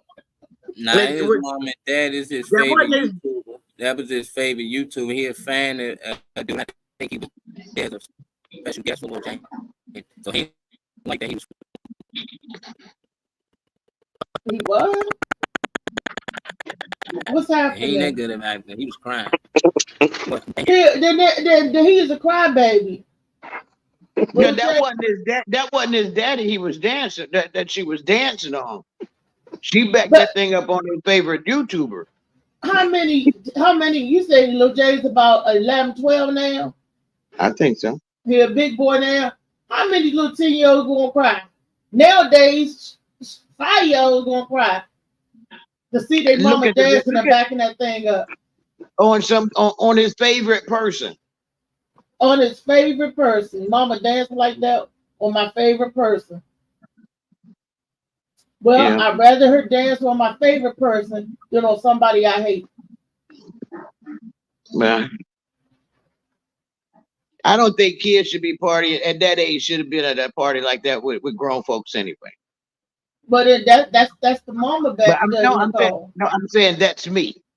That's me. I don't see no kid partying with me at that age. I don't care if that's your favorite YouTuber. It's 11 o'clock. It's time for you to go to bed. We're gonna send the limo, send your ass back to the hotel, or I'm coming home. I'm coming with you. We gotta go. We gotta do this. And, right. Or you're there, and after he starts crying, she could have reached out to him. What kind of party was it? What kind of party was it? Was it family? Show the video, man. Show the video, Malin. Cookout or family event? I don't.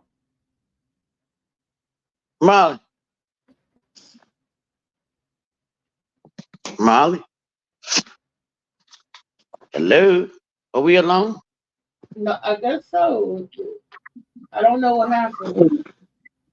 Well, it seemed like to me it was kind of like a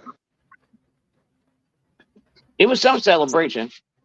Celebration. Well, it seemed like I don't know who party. everybody was dressed up. Everybody was dressed up. I ain't see no other kids. I mean, some kids over there.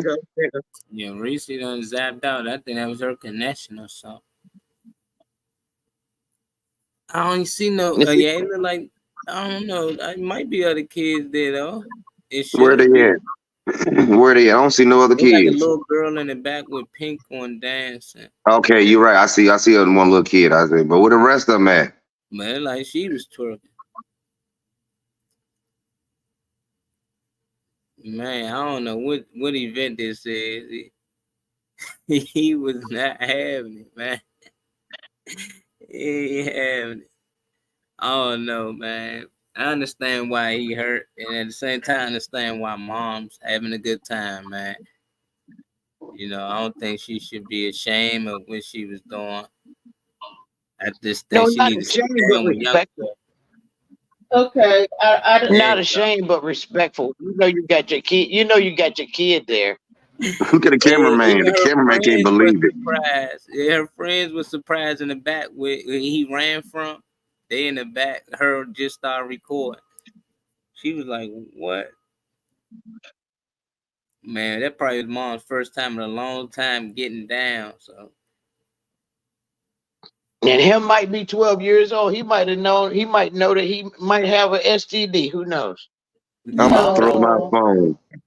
No, I can't see the video, but I'm just saying by experience. Like my son was never with me at a party. Like it'd be a cookout or it'd be a family event where all of us there. It ain't gonna be like I'm going out to a party or turn up.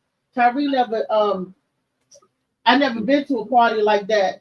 But I mean, you know, like when we go to the club now, my son's a grown man now, but he's at the point, Mom, nothing you can do or say shock me. You know, so he, you know, but like I said, little James shouldn't be shocked that his mama was dancing or twerking or knew how to twerk. But he would have done if it was somebody else's mama, he'd have been fine with it. But because it was his mama, I don't know. Yeah, and he ain't gonna go over there and push every dude off every woman. You know, it's just his mama. I don't want you dancing with my mamas. You know?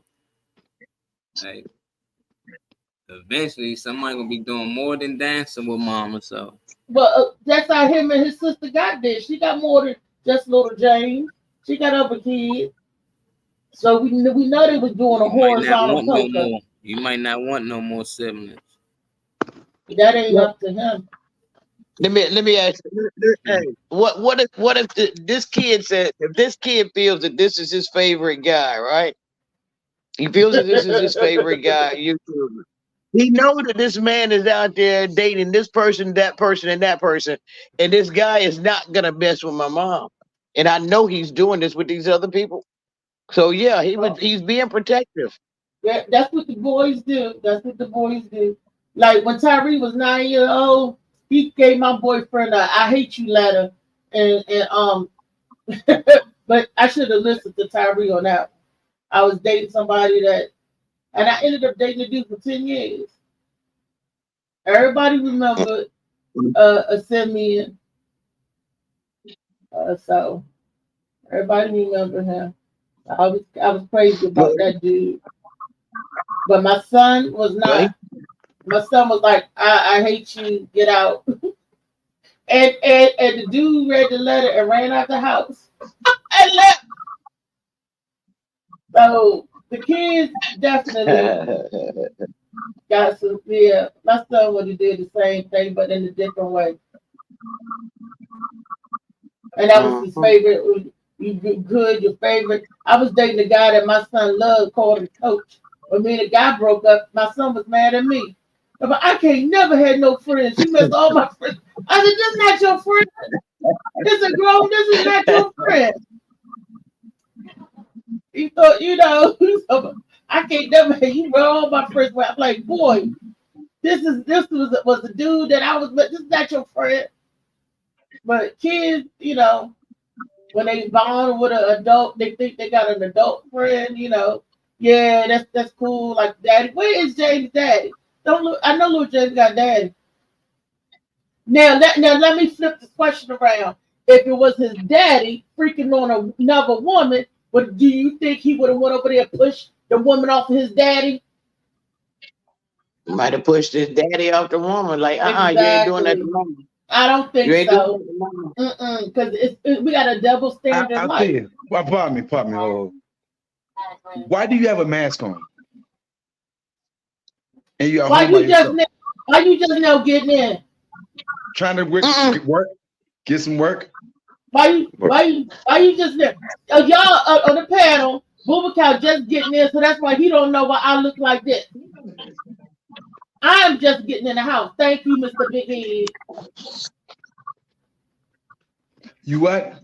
You sick in the house? No, y'all just both getting in. So where y'all been? Wait, what? Y'all both just getting in. Where y'all been? Well, y'all know I've been at the doctor getting injections in my eyes.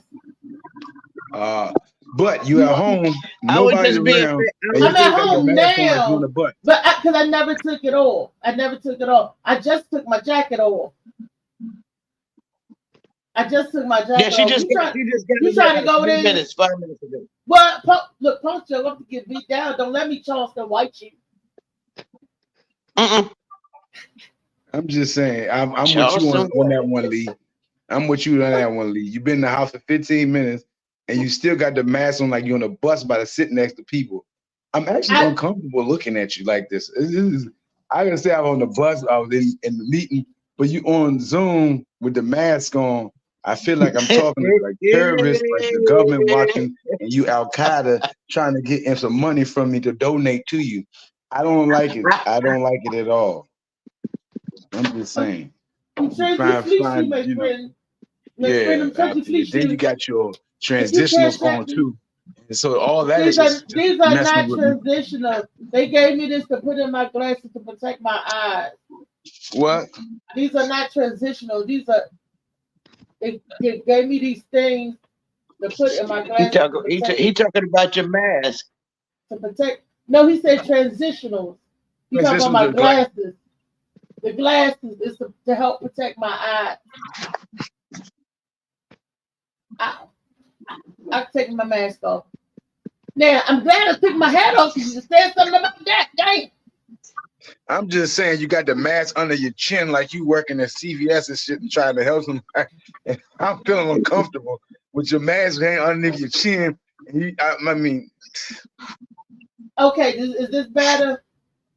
yes, Althea, that is much better. Looking at somebody the mask on the damn phone by herself. This don't make no damn sense. I'm not on the phone. I'm on my live. I'm on talking to you guys. Now you're blind. You're doing your Stevie Wonder. That's Rachel. And when you can't see, you can't help but move because your balance is off. Did y'all know that? The vision helps with the balance. When you can't see right, I didn't know that. Wow. Well, that's one to grow on. Yep. Your hearing and knock your balance off and your vision. Ain't that nothing? Damn. Yeah. That's what I said. So, well, I can see that. I can see that.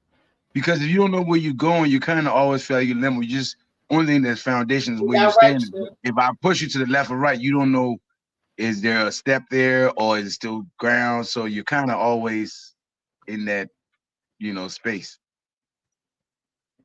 Okay. So, what is it? Mad Monday? What are we doing? No, it's not even Monday. So if you on Mad Monday, I'm sorry. It's Turn Up Tuesday. Thank you. Keanu, Booba Cow, I'm gonna tell you for Keanu, you was just fined $250 and an extra $50 you didn't know what the day was. Keanu, that's what Keanu. Hey man, I be moving. Please cash at me.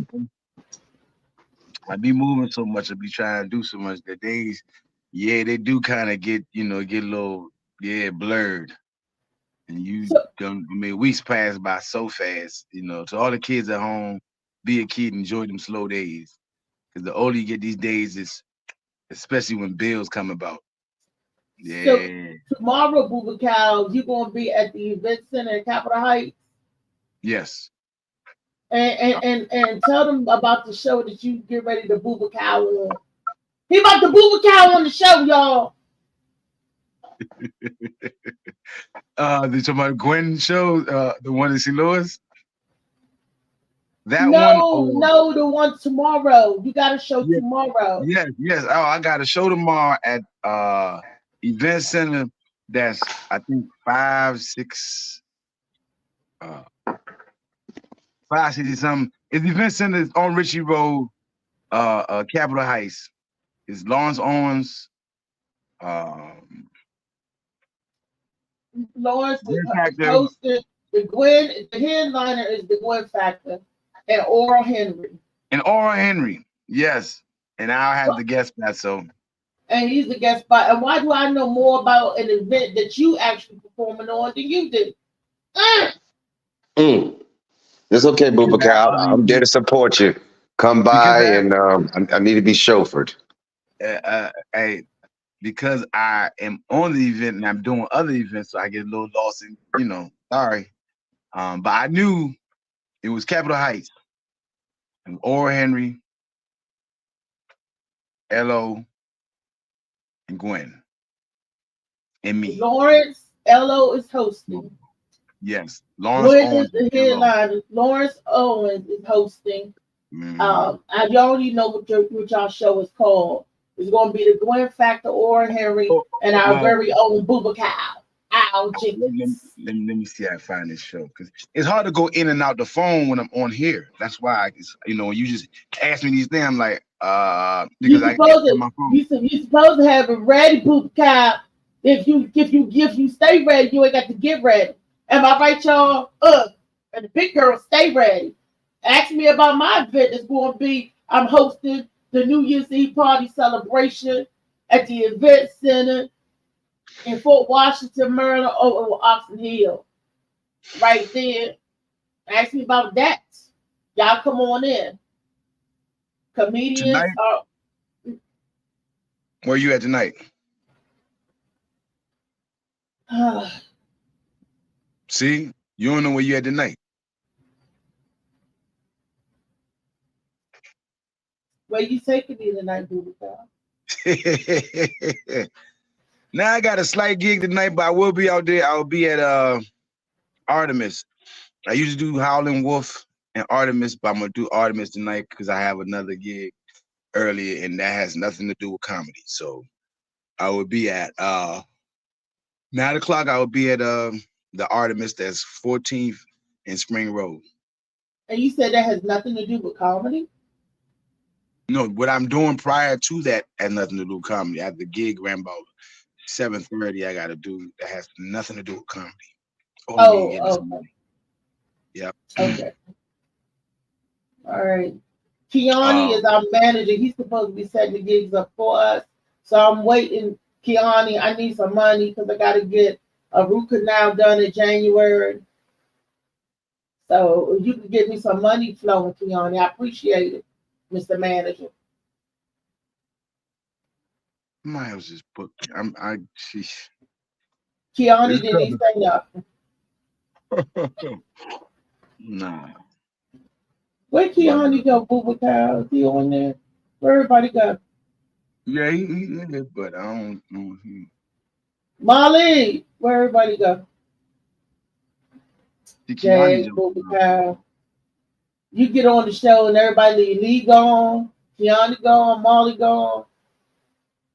I guess nobody want my company. Oh, you know you are always welcome.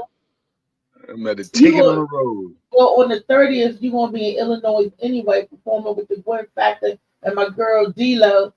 You're going to be out there with some bad ladies. So it's Illinois all the way to St. Louis. We're going to be on the Midwest tour. Go ahead, y'all do your thing. See, and that is not the NFL, so don't even mention it. Don't even mention it. I bet not hear it. Man, and what? It's my NFL tour. Oh, okay. I got you. I'm trying to get on one myself right now, but I got you. So, okay. But next month I'll be at 13th, a comedy near you, downtown U Street, and I'll give you more information about that. Oh yeah, because one of my co-workers, I'm just reconnecting. She was my good girlfriend, and I lost time and space got between us, and life happened. So we reconnected again, and a couple of my other girlfriends reconnected again, and they saw me. They was like, "Oh, out there, you're funny." So I got some new supporters, people coming out to watch it and see me cut up. And hopefully, when they see me cut up, they see the rest of y'all cut up, and they be following y'all as well. Friends, that's how you just. That's called network. You always say, basically, you always want to be the camp leader, but I'm trying to bring people together. That's all I'm trying to do. Is bring the love together. Hey. That's all I want to do. Not being a camp director. Not that the cool, but yeah. No. We all gonna be able to get together. I'll make plans with you, and then by the time to go somewhere, you got like 13 people behind you talking about, yeah, want to come too. And no, that should be like a whole subject. People that do shit like that need to stop it. Stop it. Everybody don't belong together. All my friends. I apologize. You right. Sometimes everybody don't belong. But I just try to. You trying to bring a group of people in his car. I ain't trying to bring a group of people in a two-seater. I would not do that because it would not be enough room. It'd only be enough room for me and the driver. If you open a trunk as an extra room, No, I'm gonna say, Booba Cow, put this hitch on the back of your car. Put this wagon on the back. Y'all get in a wagon. Exactly. That's exactly what you would do. Get a wagon and attach it to it and say, can they come Booba Cow? Because everybody, they wanted to go too. Even though this wasn't part of the plan and not my idea at all, but they want to go. So I said, let's bring a wagon and so they all can ride with us because there was a 2-man plan, but we're going to make it 13. All right. I apologize. Maybe I don't know when to fly solo, so keep me in check. So when we doing something solo, say, yo, Reese, this solo mission. Then I got you. Yeah, you gotta do that. I used to be like you. Then people stop inviting me to shit. Be like, he be bringing too many people, and then they'd be like, oh, But in a comedy show, nigga, you I want didn't invite people. that nigga. I didn't know I was beefing with. I didn't know you was beefing with him. But You know what thought I'm saying? at the comedy show and our comedy work, we want people to come. We want more people to come about. Oh Look no, about no, you do. You do. I'm just talking about when it's somebody I'm driving somewhere or like it's Oh, something well, that you got to drive. You got to or be it's the some show. business or it's some business I done brought you on and understand that a lot of times doing business is usually solo. So if you're gonna bring somebody and you bring somebody in with you, that's It's for to them. be an investment. That ain't for everybody else. I told you about a little deal. Now you done told about 10 people. Everybody want to get in this. No, it's not always like that. You just I hey. got you. I got Sometimes you you. can block your own blessings. I used to do that. Every time involving people and all that, at the end of the day, I end up with a short end of the stick, you know. That's why I'm the manager. I'm always part of everything. And that's the first problem, having a manager. So there you go right there. That's why we neighbors. We always will be together. No matter where you at, I'm gonna find you. We always together. I told you, it's meant to be. It's meant to be. I don't ever rush nothing. I take my time because I already know what's gonna happen. I already know. Once they stop knocking on the door, they want you to sign the paperwork, get ready. That's why I'm taking my time. It's serious. It get real serious. You know. We accept the silent investors on the Morning Mac Show, and we accept sponsors. So if anybody out there, you listening to me on the Earshot, it takes money to keep this thing going. If you want to support and sponsor the Morning Mac Show, please do so. You can cash app us donations. You cash app it to Molly. We take donations, and you can get a receipt for it. So donations are tax write-off. People with these big business and big corporation, you need somewhere to donate your money to. You need a positive project to do something. Donate and help us. Help us. That's that's the Morning Mac Show, because we got it. This thing, none of this free. You pay for the internet service. You got to pay for StreamYard. You got to pay for service and production. None of this. But I love what I do. I love talking and giving back to the community and using our platform where people can stand up and talk about issues that's going on, what's flagging our communities, issues of us coming together, issues of us loving each other in our community, the crime. So we talk about something, everything here on the Morning Mac Show.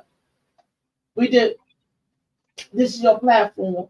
And coming the new year, we're going to be running ads for people. So if you got a product or if you got a business that you want us to talk about a place, we're going to critique your business and rate it just like we do these videos that we watch. We're going to get the mouth chattering going about it. We're going to start talking about it and give y'all product placement and do a commercial. Go ahead. Mm-hmm. I was just saying, and I don't mean it gotta be super big people. Get local people too. You can get Taisha's Braids. You're welcome here. Man Car Washes. Hey, you're welcome here. And I have called detailing people up here. Right. Lincoln and everything. JJ, edible bongs. Edible bongs. JJ weed services. Is all, you can do that too here. We accept CBD services and straight up flower, weed, whatever is welcome here. They need the money, keep the show going, and pay some of our bills. So because Reese stop getting us here for free. So I'm just saying, for free. So whoever you are, we take. I'm the manager. Ain't nothing for free. What's going on? What? And you know what? And you know what? Some of these people don't get the love they're supposed to because they can't advertise strip clubs. Y'all can come on here too. You're to be a dime breed around the area now. So come and promote your exotic strip clubs. That's right. Dancers need love too. Yeah. Hey, single dancers. You can do that too. You have to wait for the club to put you on. You can come on this show and shake your thing halftime or during the commercial space and leave your number. People will hit you up for shows. I mean, look, this is a real show. So we take real commercials. You don't have to be Bounty or no super name. You could be Tata with her titties and you selling them or whatever will promote you. I promise you. Reese take all money, clean and dirty. Back to you. And it doesn't go to me, it goes to the production of the show. Exactly. So Molly will send the Cash App and stuff, or you can DM him directly. So we're gonna get Molly rich. Huh? It's not about Molly. We paying these I'm bills. messing with you, girl. That's what we I'm gonna doing. have to put the show Cash App at $ Reese. Reset. What was that? Reese? Tyree? Is that what that is? Tyree. RESETYRE. No, Reese Tyree. Damn. This about to make me confused. I say reset Tyree. Oh, okay. Reese Tyree. Reese Tyree. Yeah. Reese Tyree. That poor young man. Okay. Just get away from his mama. Everything. REESETYRE. You say get away from his mama. So it's REESETYRE. That means to me. Commercial money free. Kiana, you get Booba Cow, Kiana. He is acting out of order.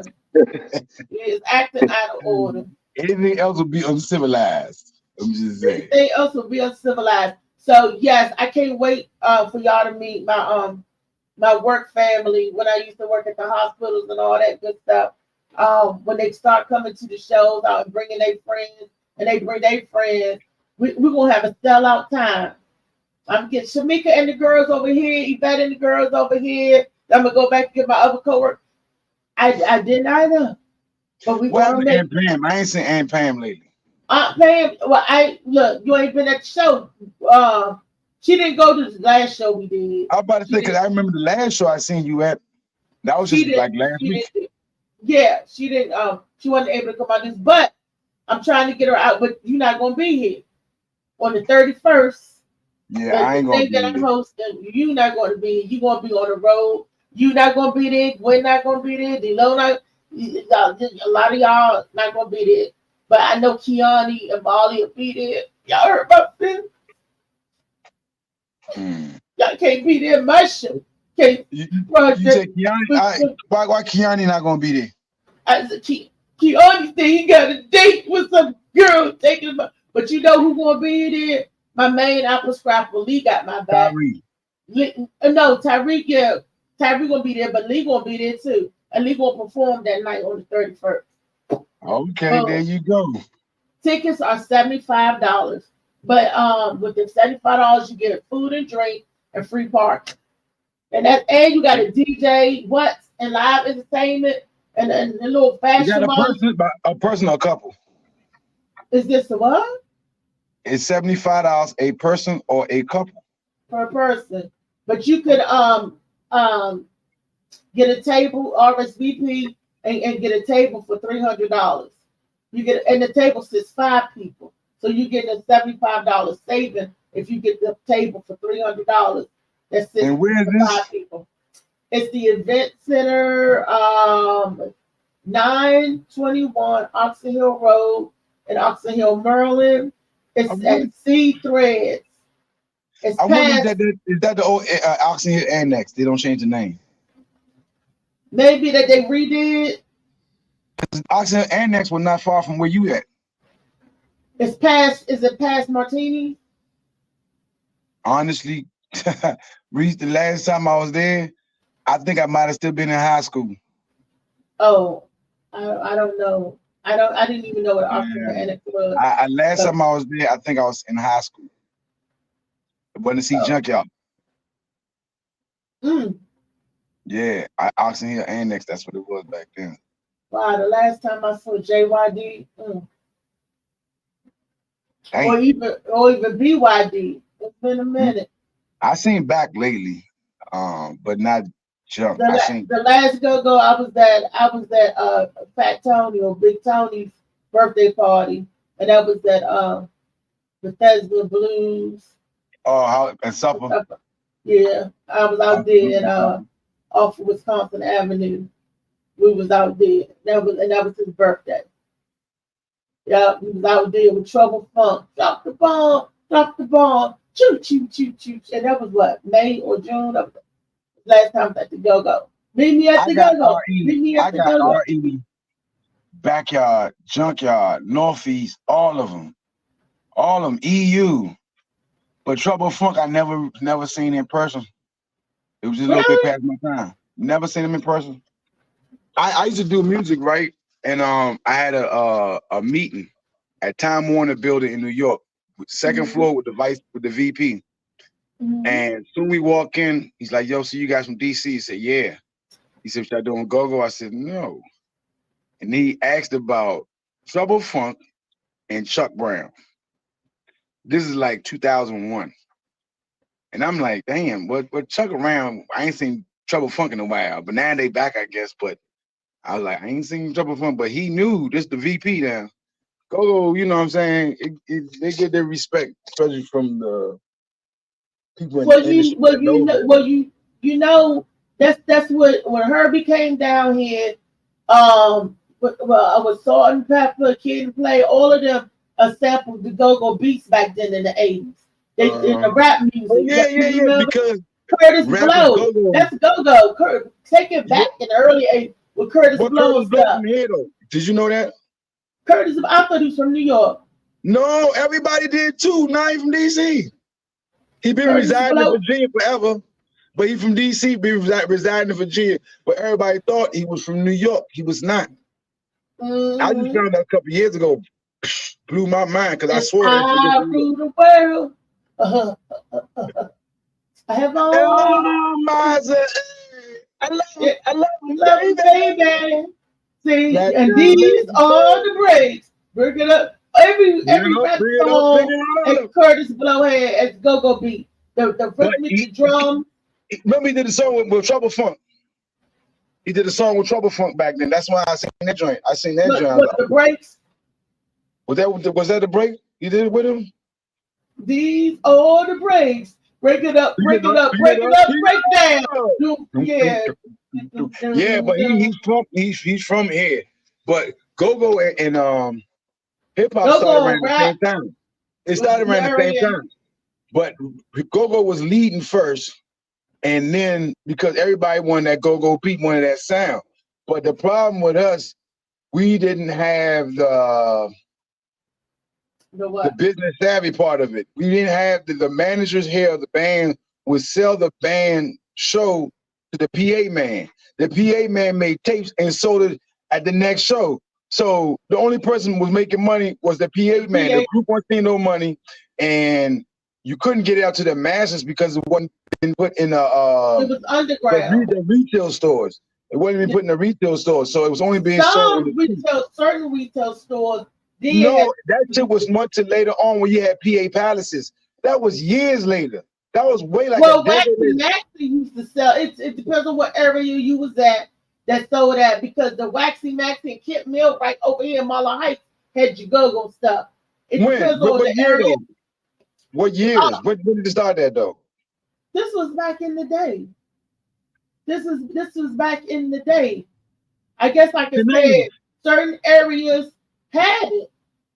You know, because the Waxy Maxy and Tower Records and Coconuts and all that stuff was on this side of town, did not have it. So maybe I should have went.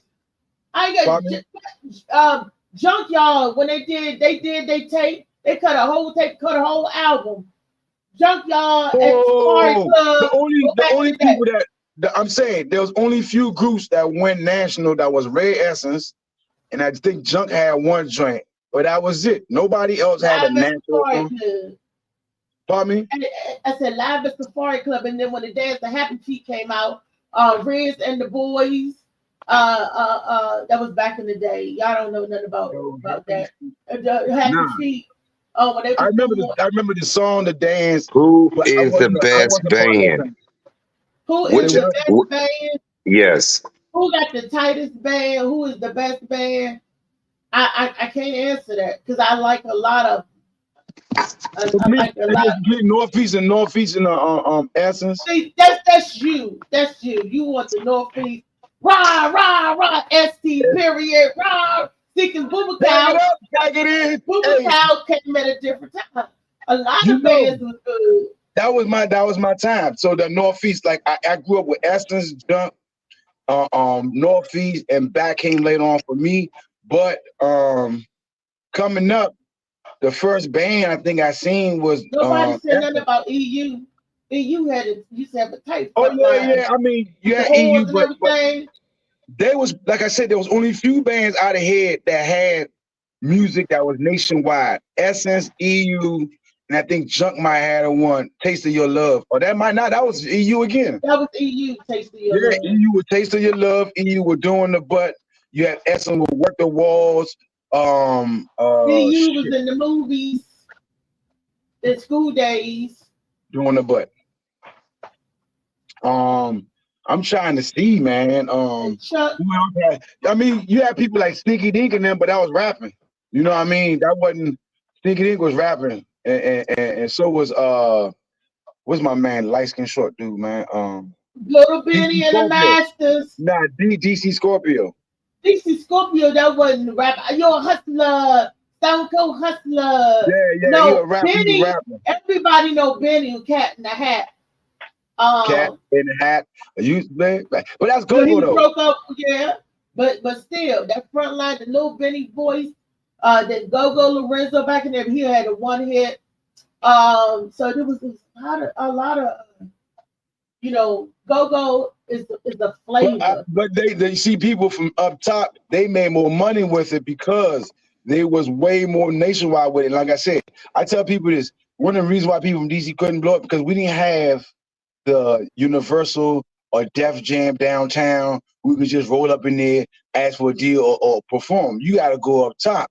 And then so they looked at DC for the longest as especially after Go-Go, I mean, you kind of sort of died down as a consumer's market. So everybody would come and test their product here. And if it was sold here, they know it could sell elsewhere. So they did the same thing with music. Chucky Thompson.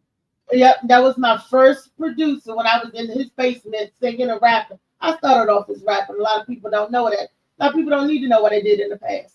Anyway, and we, like I said, I used to be a music any man trying to date you, he don't need to know what you did in the past. Huh? What you say? I said, especially any man that's trying to date you, he don't need to know what you did in your past.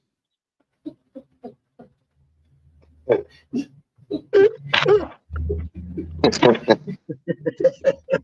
know what? That is correct. Moving forward, Keone, get Booba Cow, Keone. Get Booba Cow. Get Booba Cow, Keone. I don't know what to say to that one. I can't believe it. Booba Cow. Get Booba Cow, Keone. I'm just saying, Reese, you know what I'm saying? They don't need to know. But y'all remember, like when Chucky, when he was producing all those acts, that's where Puffy started down here at Howard. Anyway, ain't gonna mention him, but he took Chucky on as part of Def Jam, part of Bad Boys, when he first got started, right? Puffy. And Puffy did, you know, put a lot of. Remember Born American, Boom Shaka Top. That's where Ray Gay and Go-Go. That was my man Danny's group. That was my man Big Danny. Yeah, Big Danny. That was their manager. He owns, matter of fact, Deja Vu, or is it Deja Vu now? Yeah. It used to be Rose's Dream. Now it's called Deja Vu. That Roses? Dude used to be the. Pardon me? You said Roses? Yeah, it used to be Rose's Dream. But then they moved 2 doors down to Deja Vu, and it's the same people, but they called Deja Vu on 12th and 8th Street Northeast. Good club. I mean, you know, my man, he's been getting in it for years. That's my man, Danny. But he used to be the manager of Born American. No, that's somewhere else. No. Okay. Deja Vu was on 8th Street. Love was never on 8th Street. Love was on Oakey Street. Okay. Love, that used to be New York Avenue. No. Yeah, but it was called something else. Dreams. It's called Dream. It was Dreams, and before Dreams, what was it? Nothing. It was nothing. It was an idea. It was warehouses over there. It was nothing but big warehouses. Warehouse. Okay. So you got Washington Cash and Carry around the corner. I used to run a bread route, and we used to go. One of the places I used to live to was back there, Washington Cash and Carry. We used to have a good time back then. Stuff I was Where doing. the Zulu Cave, the Skylark, wait a minute, the strip club on New York Avenue. The That's Zulu Cave Skylark. was the ice box. The ice box, and they changed it to the Zulu Cave. See, they be changing the names, you know, It's called just now, like they now it's changed. called now it's Like they called Karma changed DC. Gerald's into triples, or triples into Gerald's. And It's then called Karma DC now. Karma DC. Karma, like bad karma, good karma, Karma DC. Is that why they stripping? They still stripping over there? Nah, matter of fact, that's why I did that show. I had that guest spot with Michael Blackston. Karma DC, and that was the ice box. Yeah. The old Hulu. Yeah, You know. yeah. It looked better though. They opened it up and it did like it looked better. It's nice. Did it smell like corn chips and booty? No. Okay. I'm just asking. Look. I used to be all in all the strip clubs. I used to be all over the place. That's why I know what Irvin's is. When you want to perform at Irvin's, I knew that was the second Irvin's. Because the first one was in Capitol Heights, off Old Post Office Road, but in Capitol Heights, like near Larchmont. But where you going is off Richie Marlboro Road. They don't turn that Irvin's into an event center. See? That's where we're gonna be at. Right. Tomorrow. Shaking my thing. Shaking that thing. You and the Gwen factor. Shaking that thing. And Gwen, I'm sorry, Gwen is under the weather right now, but she's getting herself together for tomorrow. We didn't do martinis last night. Gwen. Oh, that was day before yesterday. Where'd you see her? I know I'm trying to recollect. Sunday? You already saw her this week? Yeah, I was just with Gwen. What the hell was we at?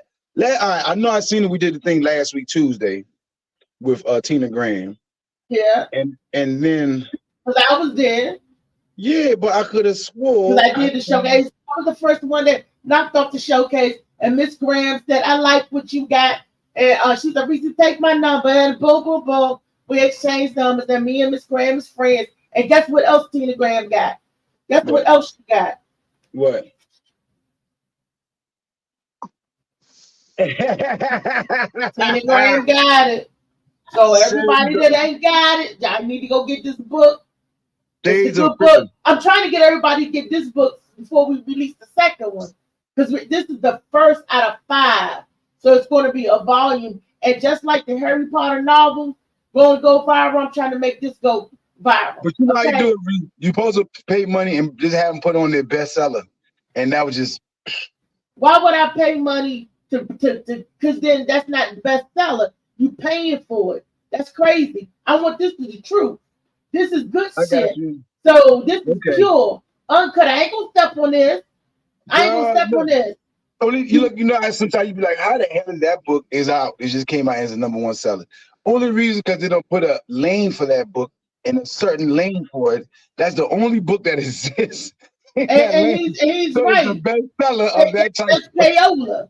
That's buying your way to the top, faking your way. I want people to read it and genuinely like it, to really be a bestseller. Because this is the good movie. So Tyler Perry, Lee Daniels, Spike Lee, Oprah Winfrey, Gayle King, all of y'all out there that are producing these movies, read this book, and this is a guaranteed hit series. Tyler Perry, when y'all talk about the writers in LA, the writers on strike, you should have came and got this.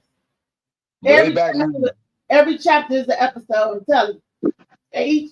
Look, Tyler, I'm trying to tell you. So we all can eat. I want to be on BET too. And when y'all see this, boom. And it's funny. It'll make you laugh. It'll make you cry. It'll have you shaking your damn head. That's right. And ask JoJo Baby. He reading the book now. JoJo Baby got his copy. Molly got his copy. That's right, Shorty. I was sitting here eating my watermelon rinds and reading this. You know what I'm saying? Get your mind right. It puts you in a blue state of mind. You know what I'm saying? I ain't talking about the police people because you know they've been chasing me for years. But no, that's not it. You got. I don't even know what time it is, Molly. So because I don't know the time, I got to listen to and hear the music. If it's time to go, Molly will play the music, and once we hear the music, we know to start wrapping up. I can't even read nobody's comments. Is people saying comments? Is people saying stuff? Yes, they are. Phil said Go-Go's good to sample tracks, but he said something else I didn't see. But what's popped up was say Go-Go was good to sample tracks. It's the beat. It's Go-Go. It's like Richard older other rap tracks and stuff is like sample, but Go-Go gave them a way of expressing their music. Original stuff, y'all. Know what I mean? Oh, Molly done clicked everybody out. Must be time to go. All right, Molly, wrap it up.